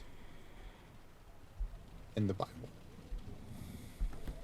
Unless I missed somewhere in the Bible where God sends his only begotten Elf. elf, Santa dude, like, Reindeer pulling a sleigh. just tell me right now you're not gonna pull like Sliding down a chimney. Zephaniah 4 or like 3 Corinthians 15, like, oh, there's Santa Claus. I didn't even see it right there. Just tell me right now. Okay, we're good, right? No. That's not gonna happen. Okay, so hold on. So I'm safe in saying that there is no Santa Claus in the Bible. No, there is no Santa Claus in the Bible. Okay, No, hold on. Hold on. Just think about it. Think about it for 1 minute. That's the guy, Santa. That's obliterated Jesus. Jesus is gone. The reason for the season is Santa Claus. What the kids are saying all across the world is not, I'm so excited to celebrate the birth of Jesus. No, they're saying, I'm so excited to get my picture taken with Santa Claus. Oh, you're gonna make me presents. S-A-N-T-A. Rearrange letters. Satan. Santa, Satan. Same letters. Right? Right. Coincidence? Yeah. Okay. And who's completely gotten rid of Jesus? Satan. Santa. Where's in the Bible? Bible. You better watch out. You better not pout. You better not cry. I'm telling you what. Santa Claus is coming to town. What's the next He line knows say? when you are sleeping. Right. He knows when you are awake. Right. He knows if you've been good Omniscience. or bad. So be good for goodness sake. Omniscience, you better omnipresence. He rewards the good and he punishes the bad. Right. Last I checked, that was God. And by the way, this is works-based. Last I checked, saved by grace. This is a complete hijacking. This is a hijacking, high-handed, hijacking, handedness, jacking. It's like a carjacking, but like of our religion. And guess what? Santa got in the car, kicked Jesus out, and was like, rolling, rolling, rolling, and just took it. Gone. Christmas is gone. It's all about Santa. It's like a Where false. in the Bible? Where in the Bible? Where in the Bible? Flip, flip, flip, flip, flip, flip, flip. Red letter, red letter, red letter. Where is it? So, okay, hold on. I can't wait for this one. Here we go. Here we go. I'm ready. Eyes are closed. I'm looking at it. I see him. Hold on. I see his face. Oh, I see his face. What do you see? You see a little elf, Right. and he's Right. in a sleigh, and he's in a Right. little red cap with a Yep. little red outfit. Yep. He's got a sack over his back, Yep. and he's being pulled by a team of reindeer. Right. Not in And the he's, Bible. and he's gonna land on a roof, and he's gonna slide down a chimney, and he's going to fill stockings and put presents around the base of a tree. Right. Right? Right. Okay.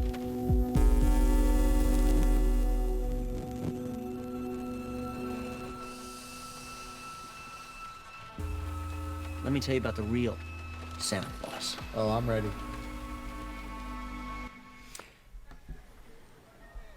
The real Santa Claus, his name was Nick.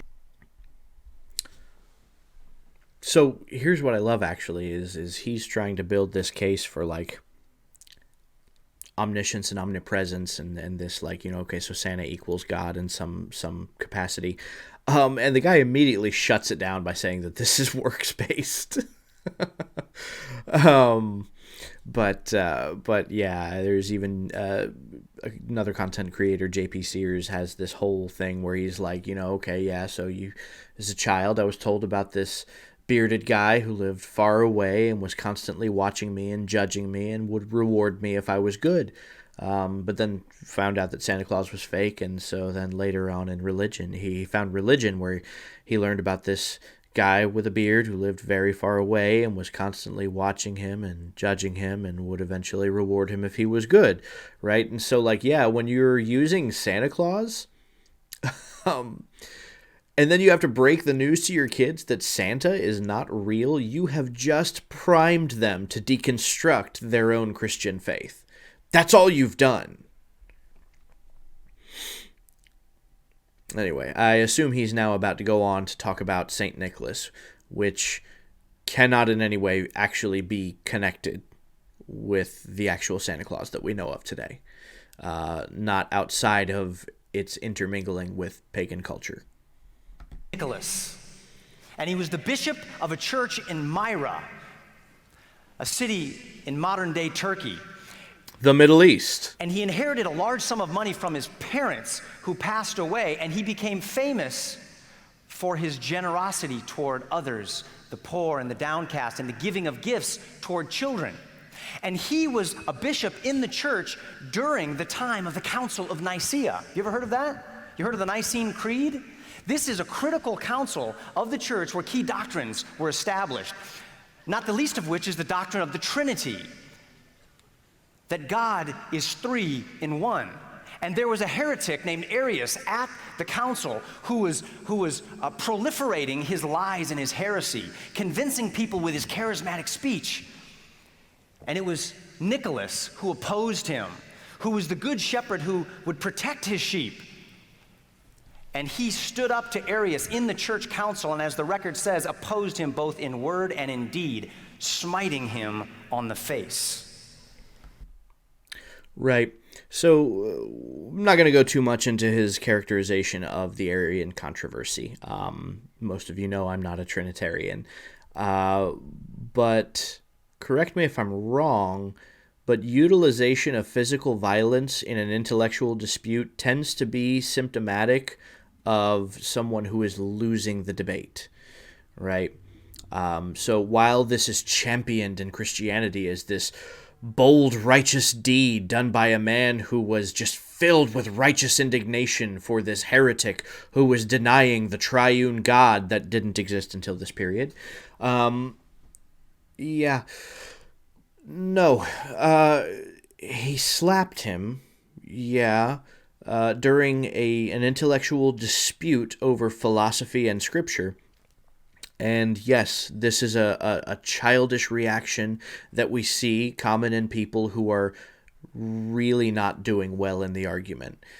So I I take great issue with this championing of this use of physical violence, because it has other implications as to what was actually going on at this dispute.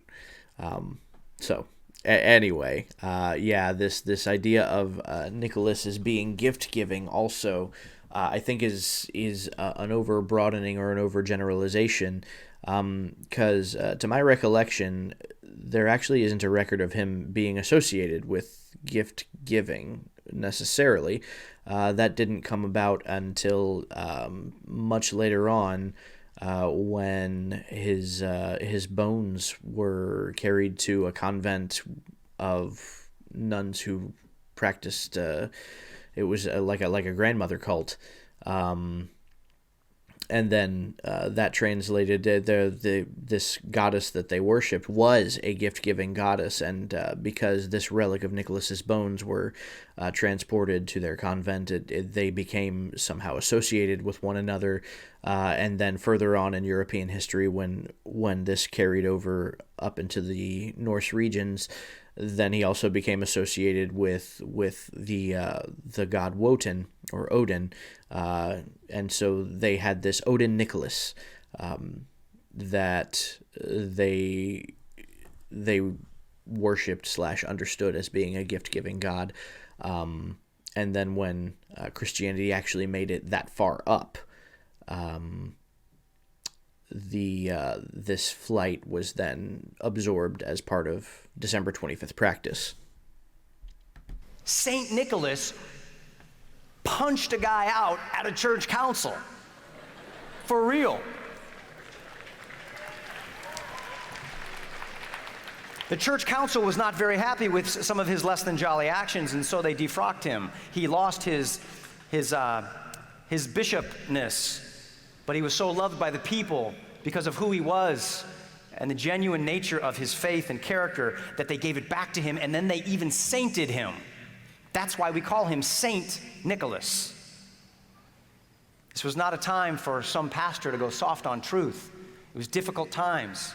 The Trinity was on the line, and he was not about to keep quiet for the sake of political correctness. He became legendary in his time and beyond his time. He became larger than life and reached mythic proportions.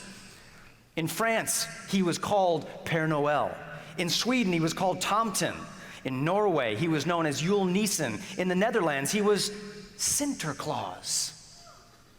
If 1,500 years from now, you are still being talked about because something you did to defend a doctrine of the faith, and they got you dressed up in a red suit, a green suit, as a jolly little old man or woman riding around with flying magical reindeer, I would just high-five you and go, wow, you must have done something awesome. Look what they've created out of you and what you did and who you are. Right. He's not talking about the other elements that went into building up the character we know as Santa Claus, because that distracts from St. Nicholas, which, I mean, effectively was the goal. And so now Santa Claus can't actually be associated in any way with St. Nicholas. So it's so the same way that they want to argue that the tradition of the Christmas tree is so far removed from its pagan origin that it has nothing to do with it anymore. Right, okay. So then, by that same logic, Santa Claus is now so far removed from St. Nicholas that he's got nothing to do with him, right? Like, you can't have this both ways. It either is or it isn't. So you can't say, well, the Christmas tree so far removed that it has no connection to its pagan origins, which, again, that's a very hard argument to drive. But then you can't then in the next breath argue, well, St. Nicholas, that's where Santa Claus comes from. Santa Claus is St. Nicholas, right? Well, no. I mean, he's so far removed at this point that he's not recognizable as the original saint, right? The modern Santa Claus is a fat, bearded white guy in a fur cloak and fur clothing, which is much more associated with Odin than a tan-skinned, Middle Eastern, light-clothed bishop from Myra. So, yeah. Everyone wanted a piece of him. So the guy that many of us think is distracting from the birth of the Christ child is really the defender of the faith you and I want to be. So now that you know who the real Santa Claus is, You want to take a picture with him at the mall this Christmas? I do. Our rich Christmas traditions are so full. They're so full of fiber. They're so full of truth. If only we had the eyes to see them. Guys, we need to make some traditions of our own. We need to infuse old symbols with new meaning. Forget what the pagans want us to see. You tell so now them he's what encouraging they need to see. more syncretism. We can tell them that a king has come. The Creator has landed on planet Earth, and he has established a kingdom, and it rules over all. The war's over. The foreign dictator has been overthrown, and the new king is kind, and he offers terms of peace to his enemies, and he purchased that peace, not with others' blood, but with his own. And if you've been that guy, if you've been that girl, you've spent the holidays in the past terrorizing your family and friends, scowling at Santa, frustrating people, it's time to make it right. Because after all, Christmas is about making all things right.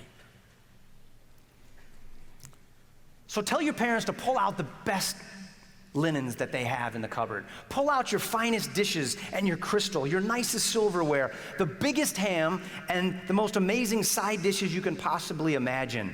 It's time to feast at Christmas. Not turn off the lights and throw Santa and Christmas trees out the door, but lean into the party. Invite your friends, your coworkers, your family. Make the most of Christmas. Fill your table with laughter and stories and songs. Don't miss one opportunity to share the joy of the season this year. And listen, don't buy into the complaint about commercialism this Christmas. Now sure, don't max out your parents' credit cards.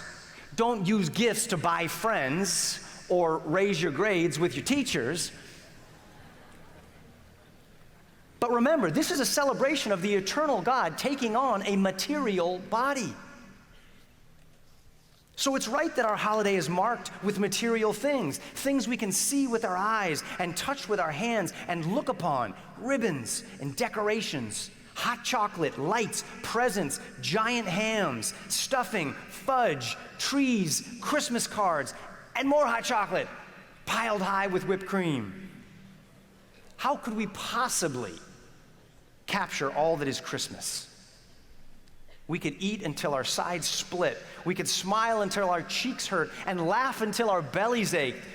We could sing until our voices grew hoarse, and we would not have even scratched the surface of this glorious day. This is our city, our tree, our story, our lights, our presents, our songs, our Saint Nick. It's our hope, our future, our Savior. And once your eyes have been opened, you can't go back. Liberty, on November 14th, you and I are going to the big screen all over this country to shout this message from the rooftops with Samuel Goldwyn Films and Provident Films, Liberty University and CamFam Studios. And it's my pleasure to present to you the official trailer, going out online right now. Here you go.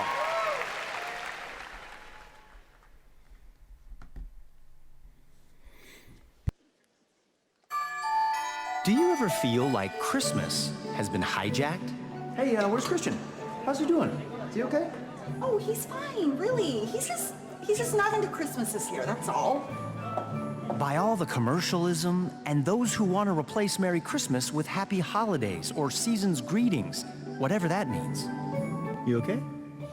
This is not what Christmas is all about. Some want to pull down every manger scene and tell us why our favorite Christmas traditions are wrong. Newsflash, not in the Bible. That's a pagan idol symbol. It was the winter solstice. Jesus was not born in December. It's exactly what the Druids did. It's like a carjacking, but like of our religion. And guess what? Santa got in the car, kicked Jesus out, and was like, rolling, rolling, rolling, and took it. Isn't it time somebody spoke up? Everything you see inside there, it's all about Christmas. It's all about Jesus.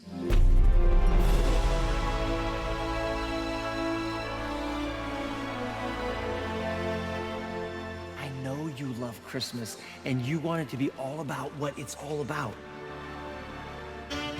this Christmas, dive headfirst into all of the joy, the dancing, the celebration, the feasting, the imagination, and traditions that glorify the true reason for the season. Woo, work, Holy Spirit. Ha! Can I get an amen? I see the scales are falling off. Glory. Glory. Join me and my family, and together, let's put Christ back into Christmas. Glory. Glory. Can I get an amen?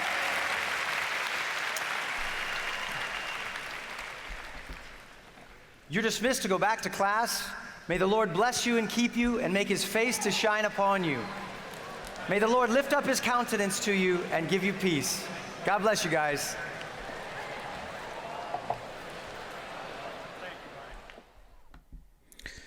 All right. Well, there you have it. I'm excited now to see the whole movie. I think it's going to be a great experience. I think any of you who want to watch this movie with me, and I'll be giving commentary similar to what I've done here, then go hit up the Patreon, become a patron, then go to the Discord server and send me or one of the other moderators a message that you are a patron, because we will have to give you special patron privileges to access the live chat where this is going to be taking place. This has been a fun one. It's long-winded. I do apologize. I didn't know that it would end up extending up to 2 hours. But if you stuck with me through it, I definitely appreciate it. And bid you all a wonderful morning, evening, afternoon, wherever it happens to be where you are.